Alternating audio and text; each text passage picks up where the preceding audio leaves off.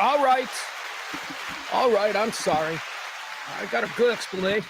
Whoa, why does everything look like a Batman? Hold on. I did some things accidentally. Here we go. Let's get that nice and framed. Oh, that's going to have to do because we're not going to delay anymore. Welcome in to the Rant. Oh, I need a breath. Oh, it's been a morning. Welcome into the Rant here at the Kelly Moore Memorial Studios in the beautiful E-Gallery in Dallas's Design District. Every day, 12 o'clock, I offer you talk radio for normal people. That's right. Normal-ass people. So tired of the abnormal. Here's what happened. I know. Initially, the show was scheduled for a 12:15 start. We didn't get on the air until just now. Here's what happened. We do the show here from the beautiful Kelly Moore Studios in the E-Gallery in Dallas's Design District. Oh, a fabulous part of town. You simply must come and experience it for yourself. Stay at the Virgin Hotel right down the block. Maybe you have dinner at one of the finest restaurants in all of Dallas. I don't know what it's called. It's called something. It's right there. Very good. Anyway, Design District. We love being here. So I get to the studio today. I got big plans. We'll talk about all that. So I get to the studio today, and I walk in, and the vast security complex that is the go. We've got great works of art and all, not really, but you can dream. So, the security to get into this building is incredible. They have codes and fucking boxes and then a secondary key. And it's quite a thing. But the first step is you got to get through a coded box, an entrance, a security card, boop, boop, boop, boop, beep. And then the door opens, right? Okay. So I get here today and it's a 4-number code, right? So I should hear boop, boop, boop, boop, right? But I don't. Here's what I hear. Boop, boop. What? Wait, what's going on? So I try it again. Boop, boop. Wow! It's like two of the numbers on our security keypad to get in do not seem to be engaging. They're not going boop when they're supposed to go boop. They're going, and that's a problem. Because now I can't get through the first layer of security to get in here to the E-Gallery.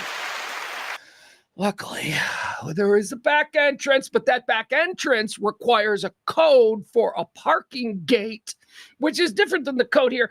And I have that code. I just never use it. So I don't remember it the way I remember the first 2 security codes we're supposed to put in to get into this complex.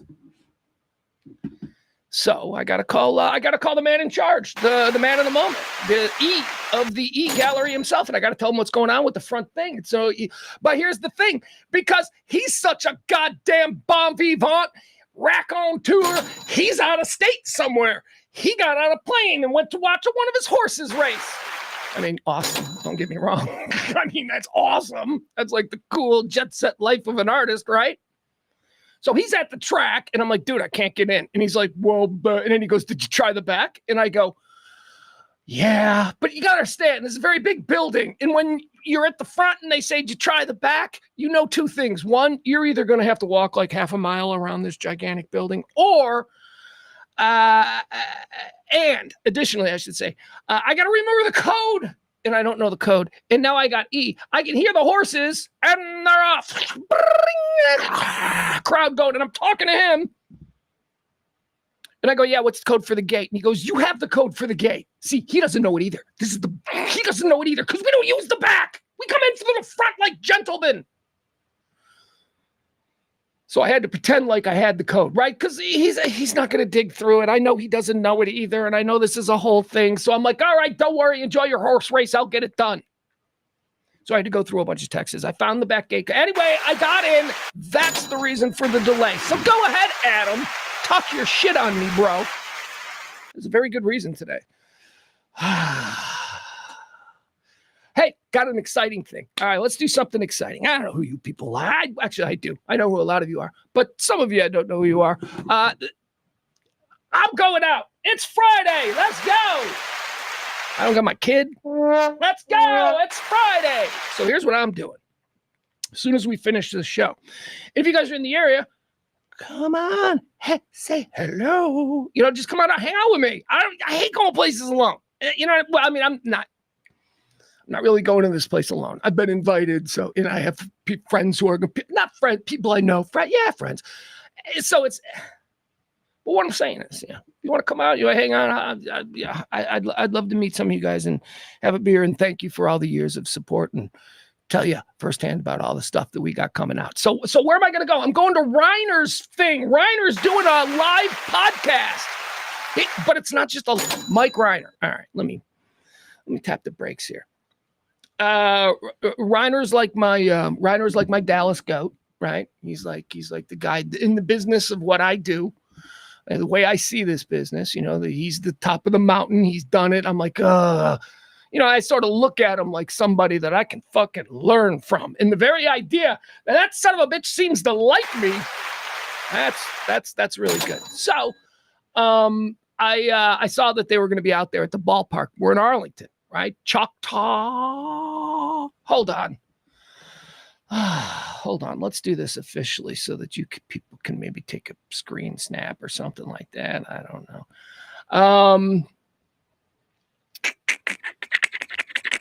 Anyway, I'm going out there about 4:00. It's Mike Reiner and it's Grego. It's the fucking hardline, man. Who wants to cosplay like it's 2006? I do. Oh my God, 2006. What did I have? What did I have going at 2006? 2006, I think I was between two hot girlfriends. I do. I think I was. I think 2006 was the transition between, that was a pretty good time for me, 2006. All right, so let me find this for you. They're going to be out there. The name of the place, here, I'll share it with you. Here's what Mike put on Twitter this morning. Let's see here. So this is where I'm going. Mike says, your dark companion. By the way, follow Mike, your dark companion, on Twitter at YDC_DFW. Why did he have to make it with an underscore? Oh God, so hard. All right, legendary Dallas, legendary American broadcaster. He created the ticket. You have no idea what that means in radio circles from Cape Cod to Marina Del Rey. It means shit. It really does. It's time. It's go time, says Mike Reiner. No excuses, except this note. Join us at Hearsay in Arlington today from 4 to 7 for an epic opening weekend celebration. Show off your rarest baseball memorabilia and win Rangers all-you-can-eat seats.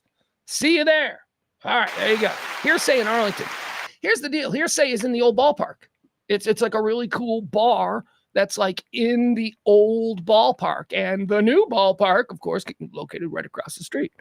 So I'm going out there 4 to 7. I'm going to say hi. I'm going to support those guys because that's what we're doing here at the local level of independent content creation. We do this shit. We do it because the man said we couldn't. The man laughed at us.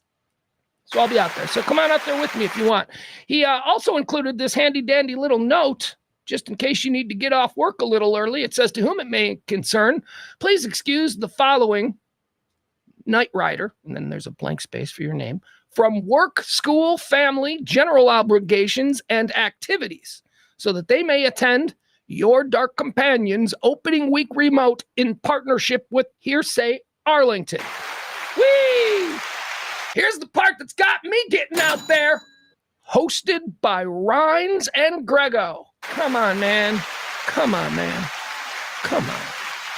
Like I said, let's all go. Let's all cosplay. Let's listen to some Maroon 5, some early Lady Gaga. Let's talk about this new person we're hearing about, Taylor Swift. Come on, let's pretend it's 2007 or 6. I don't care. 2007 was good. 2007 is when I started dating my son's mom, and that was an incredibly great time in my life. So 2007 was good. We can cosplay 2006 or 2007. Anyway, that's today. We're going to be out. Oh, wait, I didn't finish. Let me finish it. Join your dark companions opening week remote in partnership with Hearsay Arlington, hosted by Rhines, Grego, and Groves. How am I going to leave Groves out?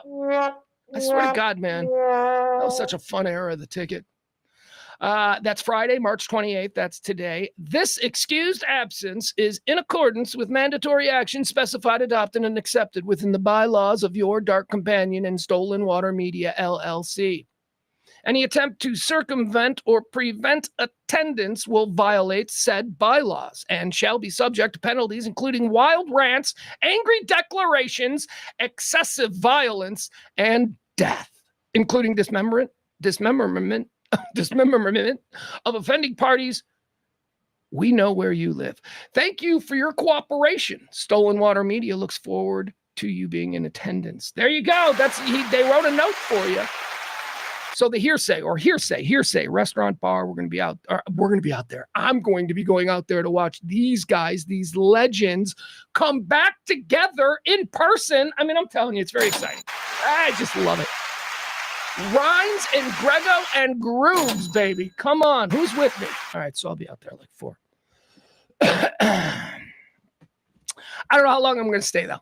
Because I'll stay probably till the end, but I don't know about like your post 7 o'clock. Let's go, because it's Arlington, and with all due respect, Arlington after dark. I ain't built for Arlington after dark. Okay, I'm more of like a Frisco at noon on a Saturday type.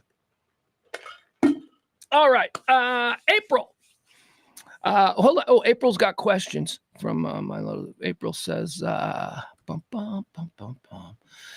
April says, wait, when did you get with ex-wife? You had her pregnant in 2007. I was preggo too, is why I always, got with her. Oh, you know what? Honestly, okay, so we can do this. So I met, okay, oh God, I guess it was earlier. Hold on. Hold on. I got to do something real quick.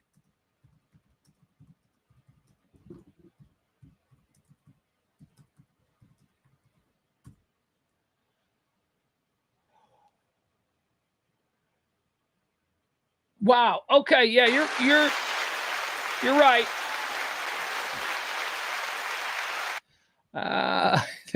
You are right. I was off with my years. Hold on. I'm looking for this. Because April asked. All right. So here's the thing. I met my son's mother the night the White Sox won the World Series. So I know exactly the night I met her. But we didn't start officially being not. I don't know. I don't want to go through this. And this is her life too. And okay. Sorry, April, but I do appreciate that. You know how I love to talk about my personal business, but when as you get older, your personal business starts to conflate with other people's personal business, and you know what I'm saying? So appreciate you. All right.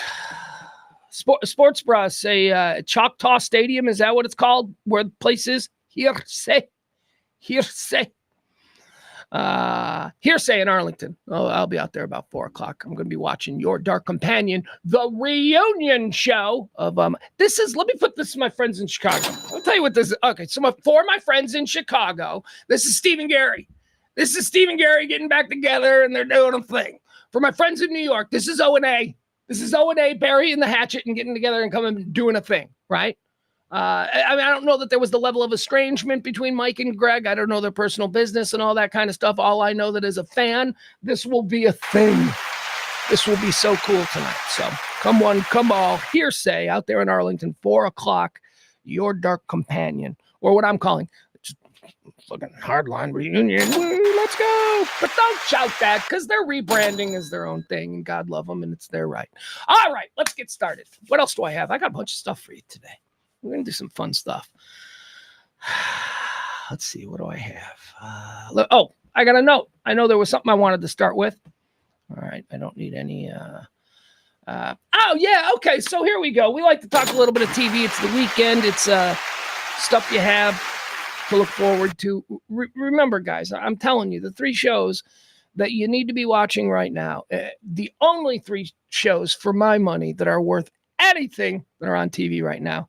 The Studio on Apple, it's fucking episodic. So, also White Lotus and Righteous Gemstones on Max, right? Those are the power three right now, I believe, the three best shows on TV. If you're not watching them, you're wasting your time. What are you watching? The Voice? What's the matter with you? Come on. What do you watch? News? You getting all ginned up before bed? No. Watch something cool. You can focus on it. Forget about everything else. Escapism. That's what this is about. So I realized something last night. I realized that I got nothing to watch. I know I told you these shows. I know. But I realized I have nothing to watch. Here's why. Because my big fear, my greatest fear in television watching is being held hostage by episodic television. I hate it. What do I mean by that? Well, I'll give you an example. I was traumatized as a child during a very, very special episode of the Dukes of Hazzard when just as Bo and Luke were jumping over something extremely dangerous, old Jesse came in on the voiceover, it was Waylon Jennings, came in on the voiceover and went, well, these Duke boys sure got themselves in a heap of trouble. Right? And I'm like, what is this? And then I look at the clock and I'm like, fucking show's over? Join us next week. All right, that was very traumatic to me. I'm like 8. What am I going to do with the next 6 days? What am I going to do? Did Bo and Luke, did they land? Because I didn't know that the show had to go on because they had contract. I'm thinking I'm 8. I'm like, they could die. So it was that moment that I realized that being held hostage by episodic TV sucks. And even though I did weather that storm for a good 30 years to follow, upon the introduction of binge watching, I was all in. Like, this is how we do it, folks. I watch until I'm done. How about that? How about instead of me being held hostage by some creative's whims who's like, I'm just not inspired to do a season 4. Fuck you. I want to wait until your show is completely done. Then tell me about it. And if enough people are buzzing about it, then I'll go see it. Case in point, Peaky Blinders. That's how I discovered that marvelous all-timer of a show. I waited until it was all done. And then I'm like, yeah, let's go. I'll watch it all in one swoop. So I find myself today on this beautiful Friday. That's not quite so beautiful because it's kind of shitty here in Dallas, right? It's like kind of rainy. And so I find myself here on this shitty Dallas rainy Saturday, Sunday, Monday. What? Friday, process of elimination. There we go. With nothing to watch because I'm being held hostage. I am being currently held hostage by the Studio on Apple TV, White Lotus on HBO Max, and the same thing goes for Righteous Gemstones. I'm all caught up on all of them. The only 3 shows I have any interest in watching, I'm like, I don't know what's the next one that's going to fall. I think White Lotus. I think that Gemstones and White Lotus, the next episodes will fall on Sunday, and I'll watch them because I'm a fiend. Those shows are so good. Anyway. I feel better getting that off my chest. I really do. All right, what do you say we get started? This is going to be another one of these sort of rants that are kind of in transition, right? We don't know what we are yet. Walking around here, some of us calling ourselves Shock House Dallas, some of us Radio Dallas or Dallas Misfits. I'm doing the rant. What are we doing? So we're trying to streamline things. So then, the show's going to be a little bit of a hodgepodge of maybe what we want it to be and what you recall from the previous 3 years of me doing this every day like a fucking stooge. All right, we do the show in 4 quarters. We start out with antecedently on this day. I tell you all about some things that happened on this day in history. We riff a little bit. We move on. Quarter 2 is birthdays. People having birthdays. Simple enough. Quarter 3 is deads. People who are dead. Oh, they died. That's sad. But is it? Where did they go? Heaven or hell? We sit there and we judge their entire life's worth. Where did they go upon their death? Then we get to quarter 4. We got all kinds of silly things happening today. Here's the most exciting. Fucking God damn it! My flag! My God, skipping 42 seconds. Oh, I don't think so, asshole. 42. Since when?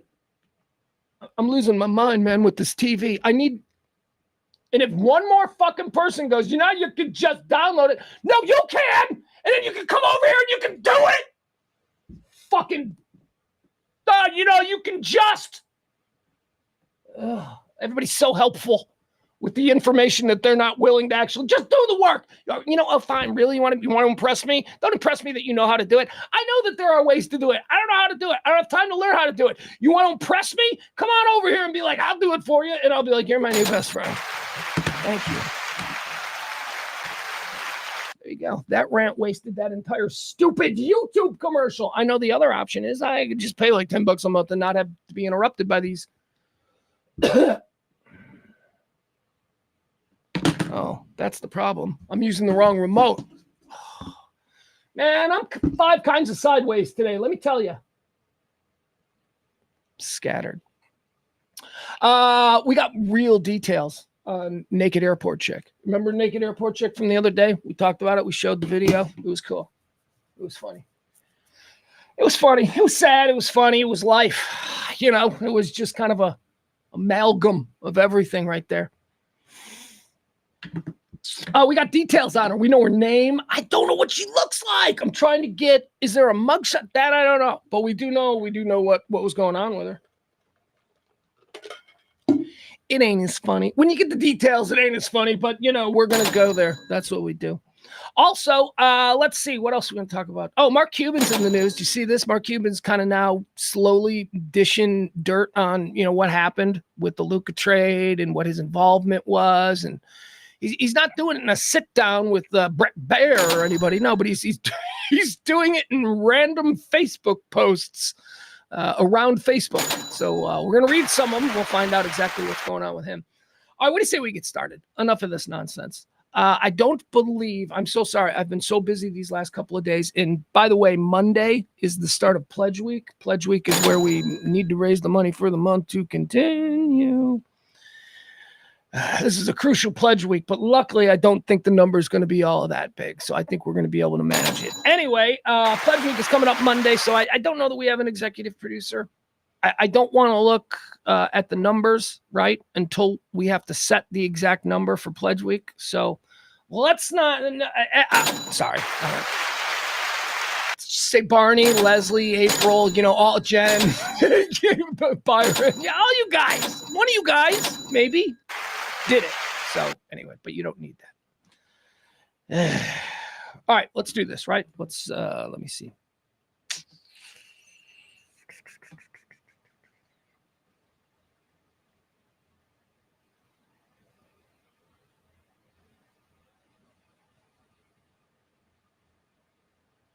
Hold on. Did you guys just think I froze because I was reading? I do that sometimes when I watch live streams. If the person isn't moving enough, I'm like, oh, did my shit freeze? So I apologize for that.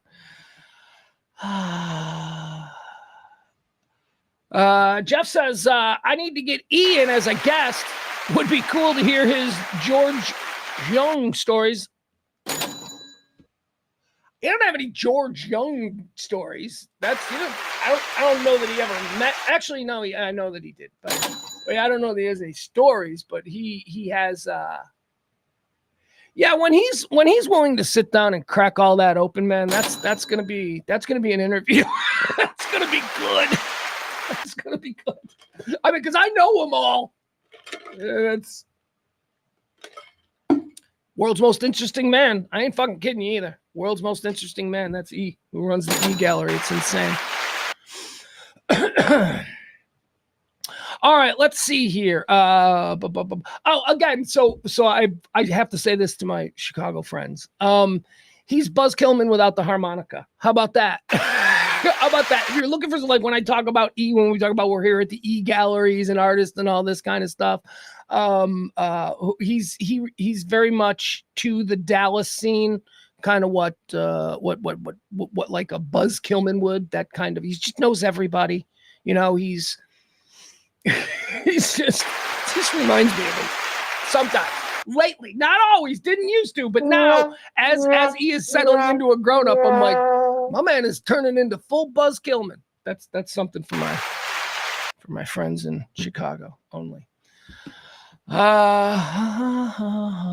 on. What's my, let's see. April is in the chat room. She says, guess having teenage sons, it was an intense watch, but the acting and the way the show was shot is really good. Okay. I don't know what you're talking about. Are you talking about White Lotus? because that sounds like maybe you could be talking about White Lotus. I don't know. Do I need to go back? If you're talking about White Lotus, you're absolutely right. Okay, let's do it. Let's get started. Welcome to the Rant. I am Pugs Moran. We do this show every Monday through Friday, live from the Kelly Moore Memorial Studios in the beautiful E-Gallery. It is March 28th, the 87th day of the year. Did you know there's 278 more of these? Get those New Year's Eve plans started, man. 278 are going to go by quick.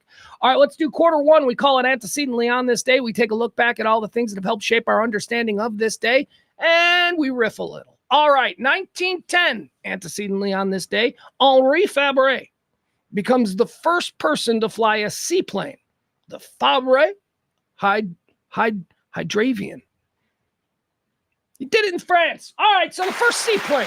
Guys, it's not a great day. There's not. I mean, when we hit the ground running with the first seaplane actually flew on this day. Antecedently on this day in 1933. Now, this one's kind of a little more interesting. Also in the realm of aviation. Antecedently on this day in the year 1933, the Imperial Airways biplane City of Liverpool is believed to be the first airliner lost to sabotage. When I first read it, I thought, boy, I wonder what the first plane to ever crash was. But I guess that would be a Wright brothers plane, right? Because they all crashed. It tended to be, before one stayed up, they all crashed. So I guess that wouldn't be really anything we can necessarily pinpoint with any true accuracy. But this is interesting because it's the first plane that crashed due to sabotage. You know what happened here? A dude started a fire in the middle of the flight. Jeez. He just started a fire in the plane, and it was 1933, and nobody knew what to do with that. It was just a tube filled with gasoline at that point, and guess what happened? Antecedently on this day in the year 1949, United States President Harry S. Truman, give him hell, Harry! The last real president that I think ever deserved to actually sit his ass on that seat. Harry fucking Truman. Guy won World War II. Sure, he managed it from offices in safe London, although... And London, was London safe when he got there? I think London was safe by the time he got there, by the time Ike and all those dudes. Anyway, you do that shit, you got my vote. That's all I'm saying. You do that shit, you got my vote. I love Ike. Love him. All right, on this day, in the year, well, where was it? I just lost my... 1949, President Harry S. Truman fires James Forrestal, the first United States Secretary of Defense. Woo! That's always fun when you see that shit, because I like assume, because I'm a dumbass, that like George Washington had a Secretary of Defense. He didn't. He had his buddy Abraham, who handled the army. That's what George had. Whatever. But yeah, I guess Secretary of Defense doesn't go back that far. It goes back to 1949, or at least thereabouts, because James Forrestal was the first Secretary of Defense of the United States, proving that they can be fired. Just saying. Just saying.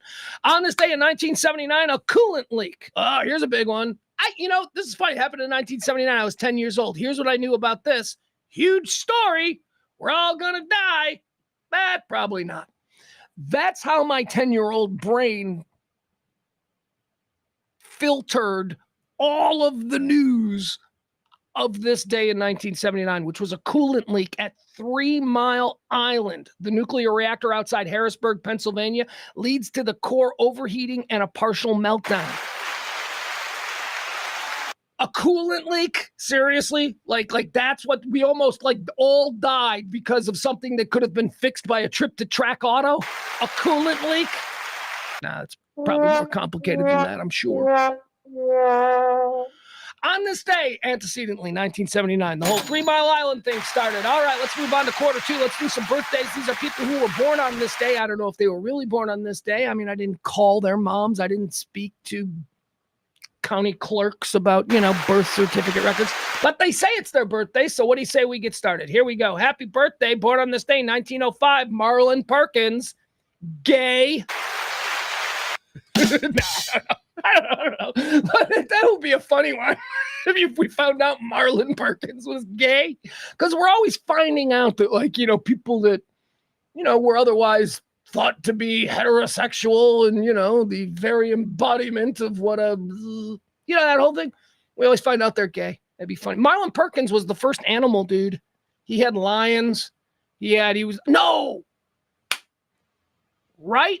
Marlon Perkins was sponsored by Mutual of Omaha. He was a nature host, like before Steve Irwin and all that. He was like the first nature host. He was like the Jacques Cousteau of the land, is what he was. And he would show us the line. That's all. And he's gay. That's right. Let's just go with that. Look, there's only a few of us. There's not a whole bunch of us that, hang out here every day at this time. But if ever in your life, please do this for me. Do this as, if ever in your life you find yourself in a conversation where the name Marlon Perkins is mentioned, I need you to say, I heard he was gay. Please. Please. It hurts no one, and it's fun for us, our tight-knit community. That's good stuff.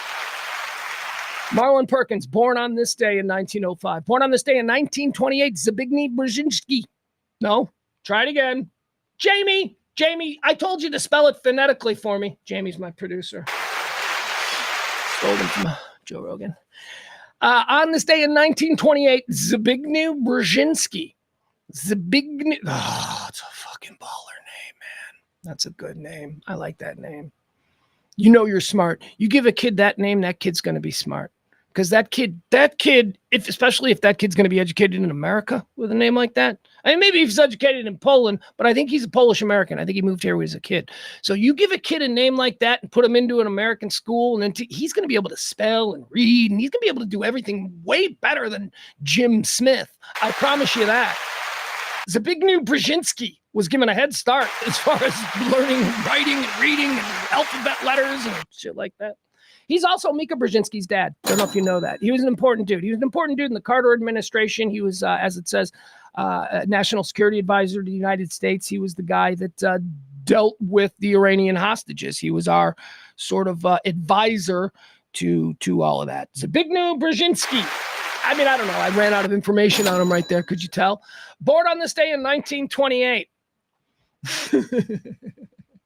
So there was a part of me last night when I saw that these 3 birthdays were happening today. There was a part of me last night that wanted to do a Kiss, Marry, Kill homo basketball edition, but I think I thought better of it because I was thinking, I'm like, there's no reason that we can't do Kiss, Marry, Kill with dudes because, there's a lot of girls and maybe they love playing. I don't care. I could have fun with that. Like I could, I'd be like, okay, all right, that's what we're doing. We're being gay now. Okay, so which one do I could do that. I could play that for a minute in a fantasy world. So anyway, it was Jerry Sloan, Rick Barry, and Ken Howard, the White Shadow. And again, I got to show you pictures of like Jerry Sloan. Jerry Sloan, born on this day in 1942. Jerry Sloan, I'd obviously marry and spend the rest of my life with. He was a Chicago Bulls legend, and of course, not first, but one of the first popular Chicago Bulls coaches. And then, of course, he would go on to become the coach of the Utah Jazz for like 30 years. Jerry Sloan would be the one I'd marry. I got to be honest with you, Rick Barry, he's going to get kicked to the curb because I'm hooking up with the White Shadow, Ken Howard. You better believe that. I'm going to sing in the shower with the White Shadow. Under the boardwalk. Remember that in the White Shadow? We were all white kids, watching the White Shadow in the late 70s. We see like these black kids, they're singing in the showers and they all sound like the fucking Temptations. And we're like, wow, we could do that. And then a bunch of white dummies are in there and they're trying to sing Motown songs and it's just awful. Yeah. Hey, let's all Hey, let's all sing like the White Shadow. And a bunch of dumb suburban white kids start singing Motown. So I'm hooking up with Ken, what's his name? Ken Howard, the White Shadow. There you go. Okay, he was born in 1944. So was Rick Barry. Jerry Sloan was born in 1942. He's a little bit older. But I'm marrying Jerry Sloan. You don't think I'm going to marry a dude who has his jersey number retired and in the rafters at Chicago Stadium? Yeah, I'm marrying that guy. I imagine we can go to all the games. Isn't that part of the deal? That should be part of the deal. Isn't that something stupid that we civilians probably think is part of the deal? Because I think it should be part of the deal. I think that like Dirk, like, how his jersey is raised to the rafters at that What is it? What is American Airlines? At American Airlines. So I think that one of the if that happens to you, I think you should be able to go into that stadium and look at your jersey whenever. Doesn't matter. Don't need a ticket for anything. All you got to do is show up and go, yeah. And they go, yeah, oh yeah, sure. So you're seeing U2 for free. You're seeing Taylor Swift for free. You're going to Stars games for free, and all you got to do is be like, that's my jersey up there. Pretty sure that's not how it works, but that's how I would like it to work. Born on this day, happy birthday, born on this day, 1969, to one of Hollywood's most prodigious and an open secret date rapist, Brett Ratner. He's still making movies. Oh, yeah, Brett Ratner. He makes money. That's the thing. He's not a star, so they don't really have to worry about everybody knowing he's associated with a film or something. He's a writer, director, and all that kind of stuff. He's done some things. I mean, I like to make not excuses, but I like to try and take a full 30,000 foot look at all of these situations with men accused of being predators and all of that. But, having looked at the Brett Ratner situation,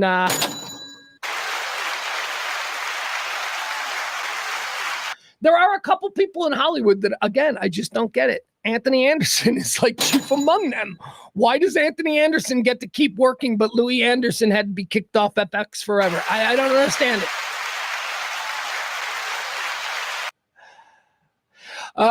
Moving on. Brett Ratner, born on this day in 1969. Born on this day in 1970, one of my favorite actors. I will be an unapologetic lover of this dude's whole vibe and energy forever. I love Vince Vaughn.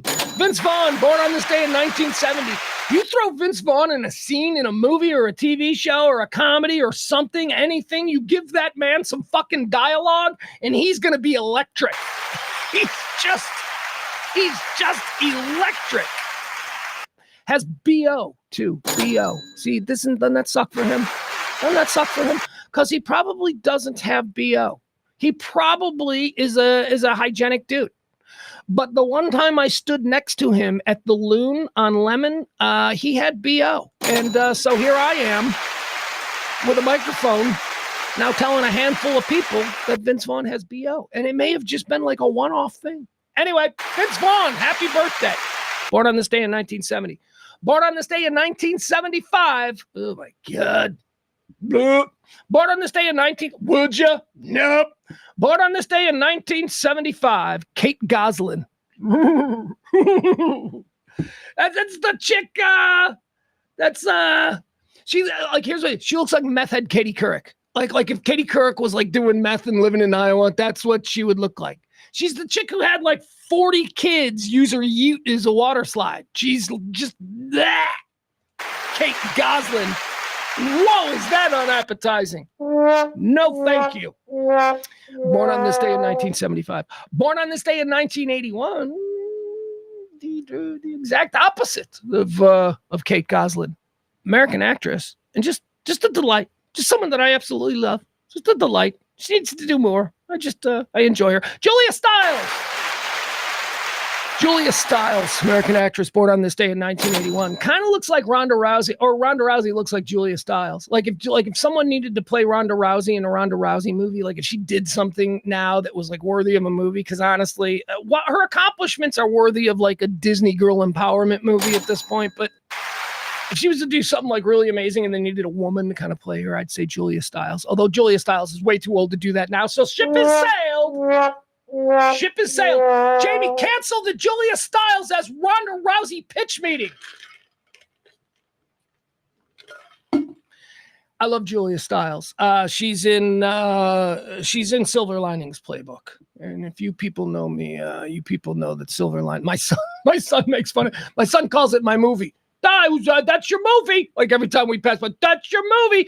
Because he's been exposed to it. Because I watch Silver Linings Playbook twice a year. Just whenever I start to kind of feel like I'm in need of it. I don't even know how to articulate it. Whatever I just feel, okay, we got to go there. I need to go there tonight for 2 hours. Silver Linings Playbook. Easily one of my 5 favorite movies.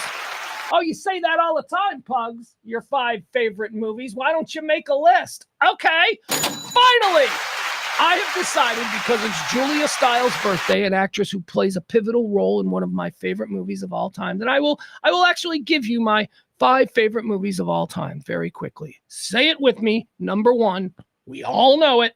Number 1, Doctor Strangelove, directed by Stanley Kubrick.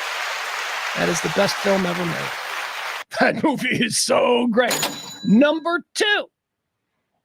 This might be a shocker based on our conversations from yesterday, but I've had to reevaluate. Number 2, favorite movie of all time, Once Upon a Time in Hollywood by Quentin Tarantino.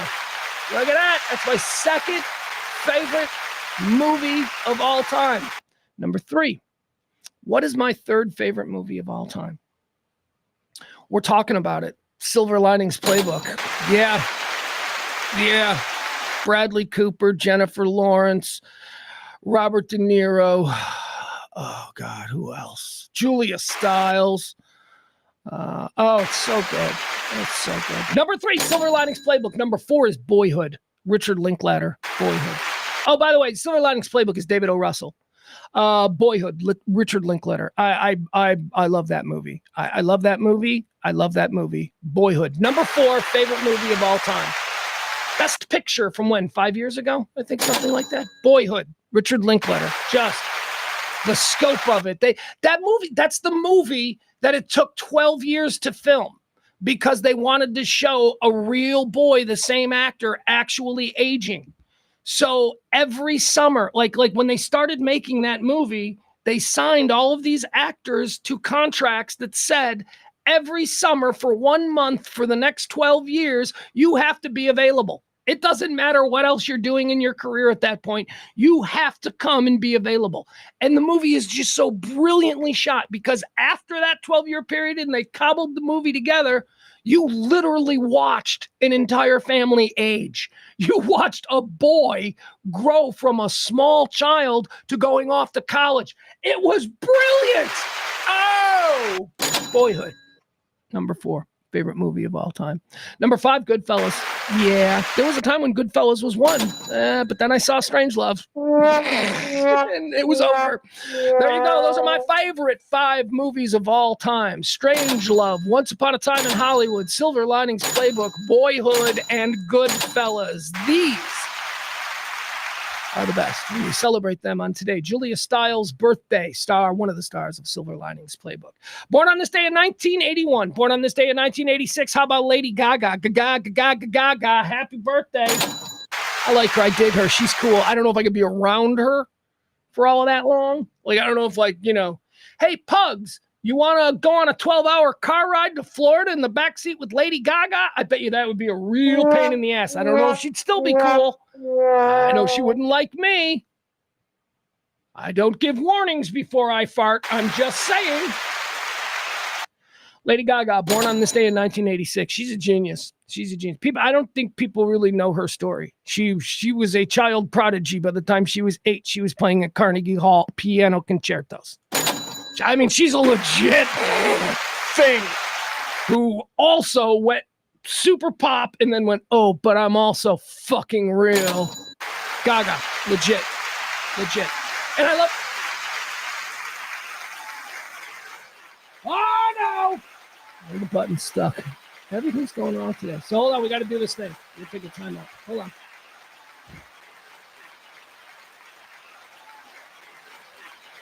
Hold on. This damn thing won't shut off.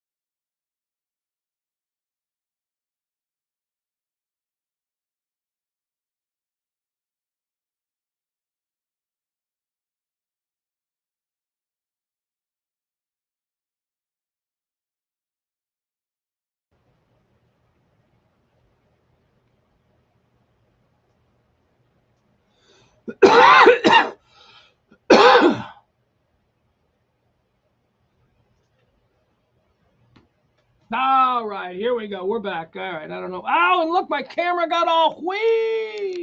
We're having fun. We're having fun. Get that camera right. Get that camera right. All right, I'm sorry about that. It's all right. It's fixable. I used to freak out about that stuff, but now I'm like, that's fixable. I know how to fix that. That's an inconvenience, but I can do it. Thank you, folks. Sorry about that. All right, where were we at? We were at Gaga. Good, because I wanted to. I'm glad. Does this work? There you go. See, stops. It stops. That's good. Wouldn't that suck if it had stuck again? And I'm like, ah! All right. We're doing birthdays. We just talked about Lady Gaga, born on this day in 1986. Oh man. All right, here we go. All right, I'm gonna need a little room to explain my feeling on this. Adam, seriously, it's insane that I feel the need that I have to go into like just copious amounts of bullshit details simply to satiate certain people who are out there with their knives waiting to go, you're a racist or a misogynist or a homophobe or whatever it is that you're going to level at me because I'm a normal dude with normal thoughts trying to have a real conversation, okay?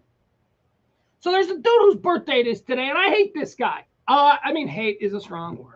Hate is probably not the right choice of word. I don't like this guy. Here's what I will say. And again, yeah, really, I'm in all seriousness. It's like I don't hate him. It's just irritating, you know? So you know what I hate? I hate Putin. All right. So let's not put this guy. Let's make sure that I'm ranging my emotional vitriol properly. This guy, I find him so irritating. Every time he pops on, and I see him a lot. Well, not a lot. Not. I mean, but I have a friend who's really into him. And they're always watching videos of him and trying. Yeah, you should say. Dude's name is Jonathan Van Ness. Do you guys know this guy? Jonathan Van Ness? I don't know what he does other than just be real irritating. So irritating. Let me show you what. I don't know what he does. Is he just I guess that's the case, though, with a lot. Right? We don't know what they do anymore because there aren't traditional celebrities as singers, dancers. He's a triple threat. No, this person puts on makeup on YouTube, and they're one of the most famous people in the world for putting on makeup on YouTube. I don't know what that is. So I don't know who this guy is. But I know he's famous, and I know I got a friend who finds him to be hysterical. And I just don't even want to be friends with this person anymore. Unfortunately, she's very attractive. Here we go. This is Jonathan Van Ness. He's having a birthday. If you don't know who he is, all you know is that I find him irritating. Okay, so you be the judge. Still can't believe that dragonflies have two penises.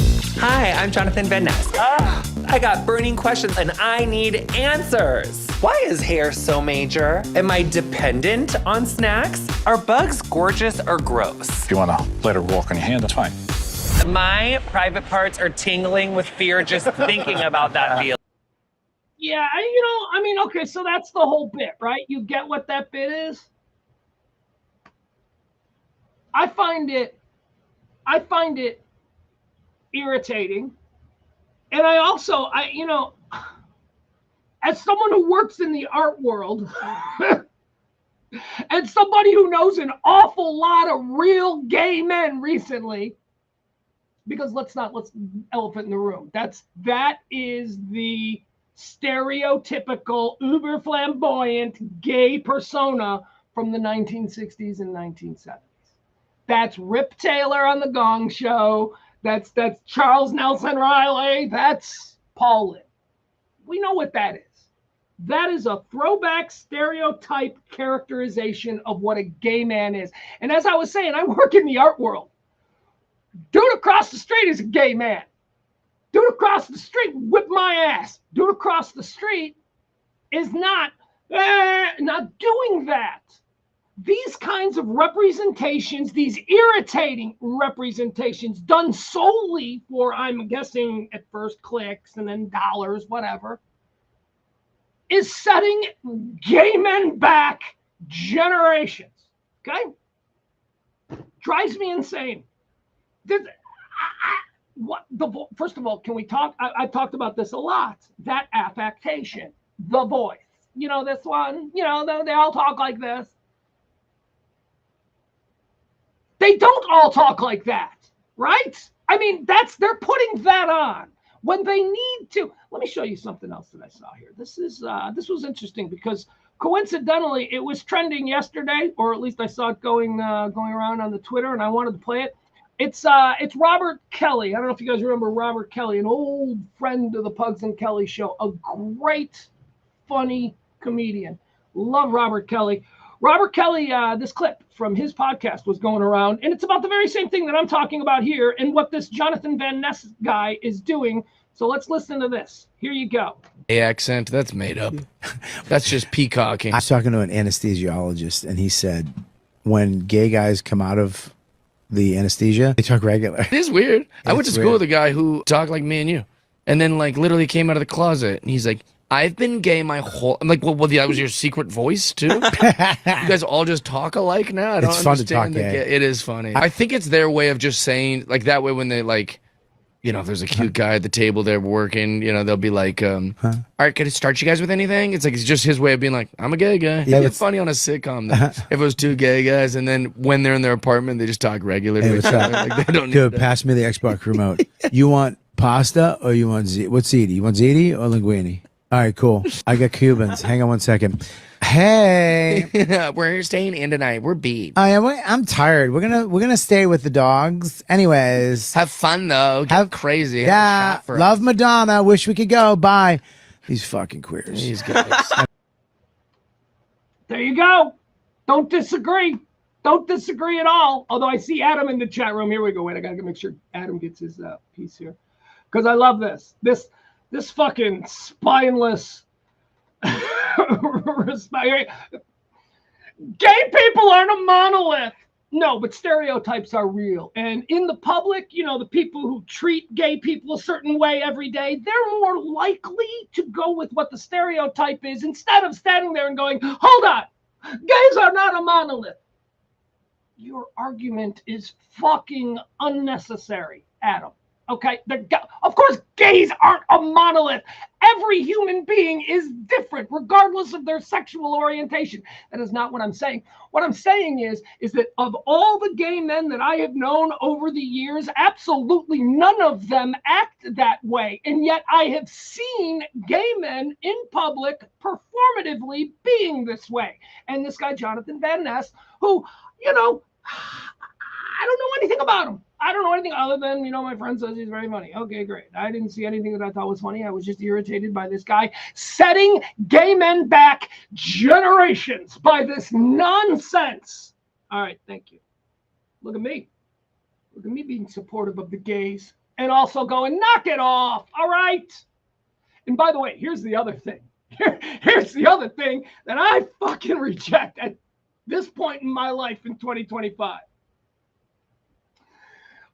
Boy, punching down, aren't you? A persecuted group. Fuck you. Gays are not persecuted anymore. I am sorry, guys. Gays are as mainstreamed as... Yeah, there's a couple of idiots still floating around. I faggots. You know, those guys are going to exist. But, you know, so what? There are soccer hooligans, you know, that who will kill a man for rooting for the other team.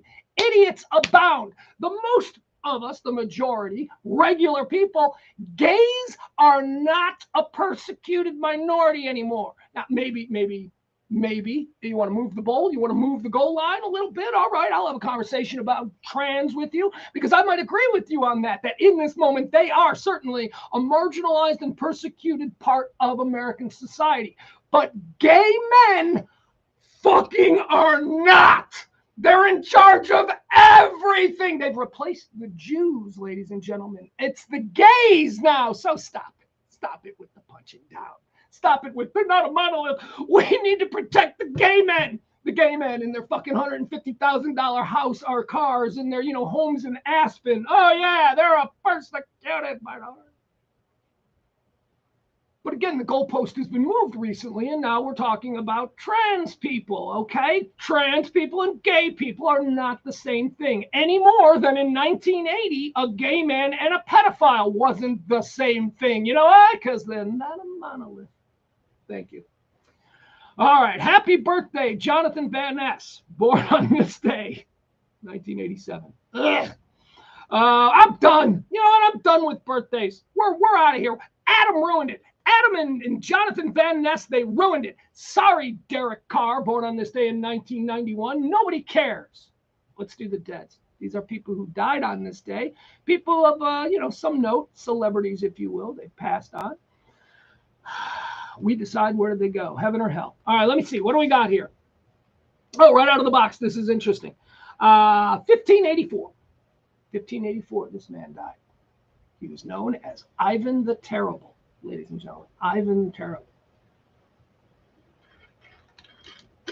Hold on. I'm going to put my pinky out because I'm about to be fancy with my knowledge of medieval Russia. The pre-Tsarist empires, if you will. Sorry, I was thirsty. Ivan the Terrible wasn't terrible. That's not what terrible meant back then. Replace terrible with formidable. That's what it would mean today. That's what the intent when they named him Ivan the Terrible. Here's the issue. Back then in like 1584, by the way, this name was applied as an epithet, as in postpartum. He was known throughout time as Ivan the Terrible. That's not because they were mad at him or wanted people to think that he was a bad guy. There was no word for terrible, right? This is a different language, a different alphabet. This is the word was Grozny, okay? And that means essentially in English, formidable. But back then, they didn't really have a terrible stock.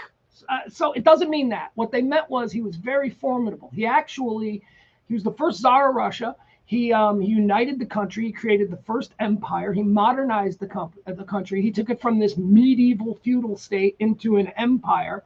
He almost bankrupted Russia doing it, but he was the first of the great Tsars. Ivan the Terrible was definitely not terrible, but he does go to hell because remember my rule, anybody who's a king or a czar or anything like that, they go to hell because there's no way that I believe that you can be given that gift of that life experience while on this plane and then also be rewarded after. There's got to be something.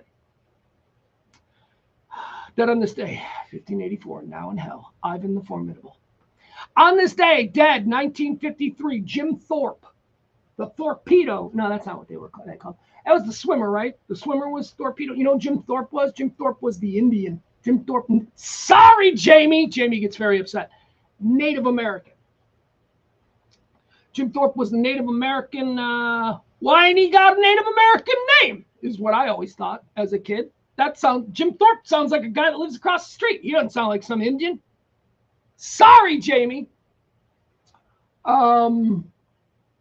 Jim Thorpe played football. I think Jim Thorpe did everything. Wasn't Jim Thorpe's like the greatest athlete that ever lived until Bo Jackson? That's right. I said it. Bo Jackson. He's the greatest athlete that ever lived. Fuck you, Dion. Douche. Dion, you could barely play baseball. You were kept on rosters because you were a base-stealing threat. That's it. Would you just get out of here? Bo Jackson could have been a goddamn Hall of Famer in baseball, you stooge. Anyway, moving on. All right, let's keep going. Now, I'm sure Adam's going to defend Deion Sanders' years with the Yankees. I'm sure. Okay. Well, incoming. Never impressed me as a baseball player. Okay, Jim Thorpe, where we're putting him. We'll put him in heaven. Yeah, I liked him. I think he probably would have been more famous if he wasn't a native. I got you, Jamie. A Native American. He'd have been more. If it was a white man, he'd probably be more famous. Probably Hollywood make movies with him. He'd be a movie star. He's going to heaven, Jim Thorpe. There you go. All right, dead on this day in 1969. Kind of alluded to this earlier. I'm gonna break a rule. You know, certain people have to go to hell, but not this guy. This is different. Dead on this day in 1969. Former President Dwight David Eisenhower. You think I'm putting Ike in hell after what I just told you? How I think he's the last president of the United States who actually earned that seat? You think I'm putting him in hell? Get the fuck. Why? Because politicians. You're supposed to not put politicians in heaven. That's your rule. He ain't a politician. He's a leader and a statesman. Motherfucker, there is a difference. And that's what I'm looking for now. I ain't looking for any of these politicians. I'm looking for statesmen. I'm looking for leaders. All right, Dwight Eisenhower. I'm putting him in heaven. All right. How exciting is that? All right, now we're into our normal stuff, right? Now we're going to get into the hot topics and all the good stuff that we'll get into. I will remind you, though, that we are a show that runs on your gratuities. If you support this kind of talk radio every day from the heart of Dallas's design district, non-political, just regular talk, regular people, although who am I kidding? I'm not regular. I'm a weirdo. I know this. The very act of doing this every day is strange. You don't have to tell me. I know who I am. But I like to think that you people are normal. And I like to think that I'm trying to address normal people. So that's what we do every day. If you support that kind of talk radio, please drop a little something. Or wait till Monday when we're doing the big, we're going to push. We're going to push. Monday is Pledge Week. So please join us then, won't you? Also, a reminder, I'm going to be heading out to Hearsay, which is at Choctaw Ballpark, whatever. You know, the old baseball park. It's a bar inside the stadium that used to be the home to the Texas Rangers, but now the Texas Rangers play right across the street, so it's like in that whole area. It's very cool. That is such a cool area. I'll be there at 4 o'clock. I'm gonna be just sitting there. I'll have a beer, maybe some wings or something like that. It's rare that I go out because I don't like to spend money on that. It's Mike Reiner, and Grego and Groups. It's Your Dark Companion. They're doing a live. It's the hard line, man. It's the hard line from 2006, bro. I'm telling you. And I'm going to go out there and I'm going to sit there and I'm going to watch it. I'm going to cosplay like it's 2006 and I'm going to be happy again for the first time in years. If you want to come out and join me, join me. It's at Hearsay. Hearsay's in Arlington. You can Google it. You're a big boy. It's there in the stadium. I'll be there at 4. I'll probably be there between 4 and 7. I think that's where the live taping is happening between 4 and 7. So I wouldn't think I would walk out on them. That's rude. All right, there you go.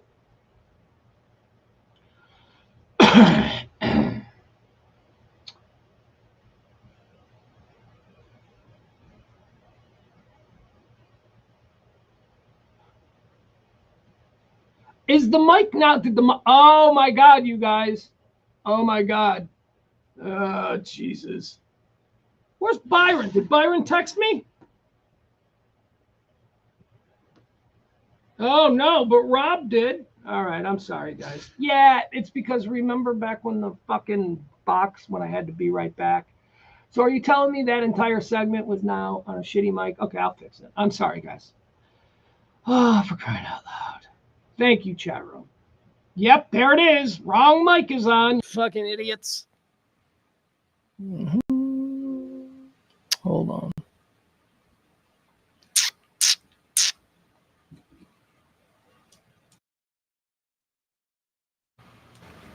All right. I think that fixed it. That should have fixed it. I am sorry, guys. I'm sorry. Adam Reyna, what's that? I just saw him pop up with something. He said he was never white. What's that? I was never white enough to listen to the hard line. Never did it for me. Yeah, you are. It's like you walking around. Adam Reyna walks around like you're fucking Che Guevara.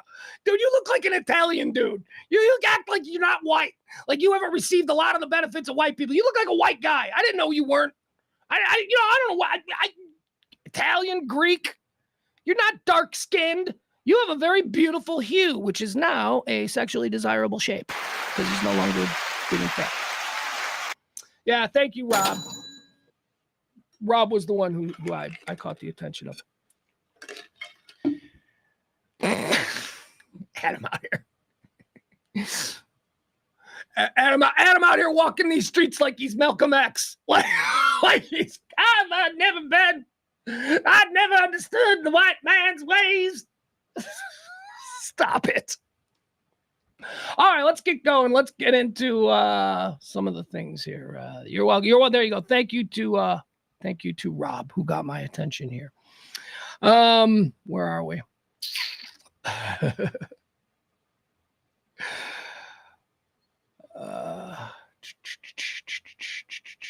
Give me a second. I'm looking for something. It's not that important. Oh, if it's not that important, Pugs, then why are you delaying the show? All right, never mind. Let's just get going. Right, here we go. Let's move on to the thing. Because you know why? Because the first couple of things I got to talk about, I don't want to talk about because people will make them political. But here we go. The stock market is absolutely crashing. It is down 721 points at the moment. Although, like I always tell you, don't panic because we're still human at around 41,000, which is incredible, which is more than robust. 41,000 cumulative on the stock market right now is thriving. It's just that today, again, it's bad. Anything over 500, once it maintains under 500 for more than just like, a couple of minutes. Anyway, okay, so that's what's happening. What else do we have? So this Mike Waltz guy, Signalgate, I know there's a whole bunch on there, and I don't care about, the politics and people demanding shit. Look, I think it's a huge fuck up. I've said from the very beginning, one of the things that gets me to never be on the side of these people is that they just simply can't go, yeah, we're going to handle this. Yeah, that's obvious, especially when it's something so clear. This is obvious, right? This Signalgate thing. So Mike Waltz is back in the news again because apparently now a bunch of journalists have discovered. I love this about Mike Waltz. Remember, I told you yesterday Mike Waltz is the National Security Advisor or Director of National Intelligence, whatever. It's one of them jobs. He's not a secretary. He doesn't have a secretary position, but he's one of those other things. Well, he's the guy that invited the reporter from The Atlantic into the group chat where supposedly or not supposedly, depending on how you're radicalized, war plans were discussed. But he's got it fucked up. Like, I love that. That's like the fuck up. Because again, I tell you, there are two things here. There are two things, and don't conflate them. One of them is really funny, and that's Mike Waltz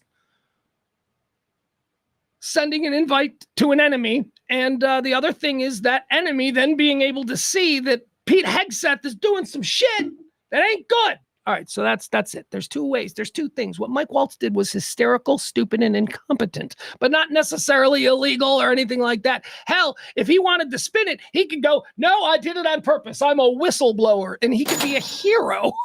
But no, he didn't do that. He just went, whoops. So not a big deal, just incompetence and stupidity. Hegseth is another thing. I'll let smarter people than me talk about it, but I do have my opinions on that. But Mike Waltz, the one thing he seemed to be most concerned about telegraphing to President Trump directly was that he had no idea how the Atlantic editor's number was in his phone. I don't even know the man. I've never met the man. I have no idea how that. Now, why is that a concern of him? Because Trump has leakers everywhere. People who have relationships with media members on the down low who in return for certain things leak information. So when Mike Waltz was like, I have no idea. I do not know how his number. So that's sus that he had the number. So here's what they found out in addition to that. Mike Waltz's Venmo was in public mode. So they went and they looked through Mike Waltz's Venmo, and guess what they found? Filled with reporters. Why is he exchanging money with reporters? What is going on? Why does Mike Waltz, who claims he doesn't know the dude from the Atlantic, and now we see his Venmo? Michael Waltz's Venmo is public, and it's full of journalists. The figure who tagged a journalist into a Signal chat about the attack on Yemen also failed to set his Venmo to private, revealing his willingness to engage with reporters of all political stripes. This week, he's a fucking leaker. That's all we gotta say. All right? So now that's going to make it a lot easier for Trump to cut him loose. Trump will cut him loose for the incompetence of what he did here, right? That'll satiate some people who want blood. It'll certainly satiate the Republicans who are wanting blood or accountability. So he'll get rid of the leaker, which is good. And but then the other people, I think people really want Hegseth. I think they're not going to stop on Hegseth. But to some degree, I think in Trump's rationale, getting rid of Mike Waltz is now something that he's probably looking forward to doing now that it's been revealed that he's in contact with tons of reporters. All right. What else do we have here? Don't want to do this. I got a story here, and it's got a bunch of quotes about what military pilots current and former, current speaking on conditions of anonymity, one who was involved in the attacks, what they're saying about Defense Secretary Pete Hegseth. All right?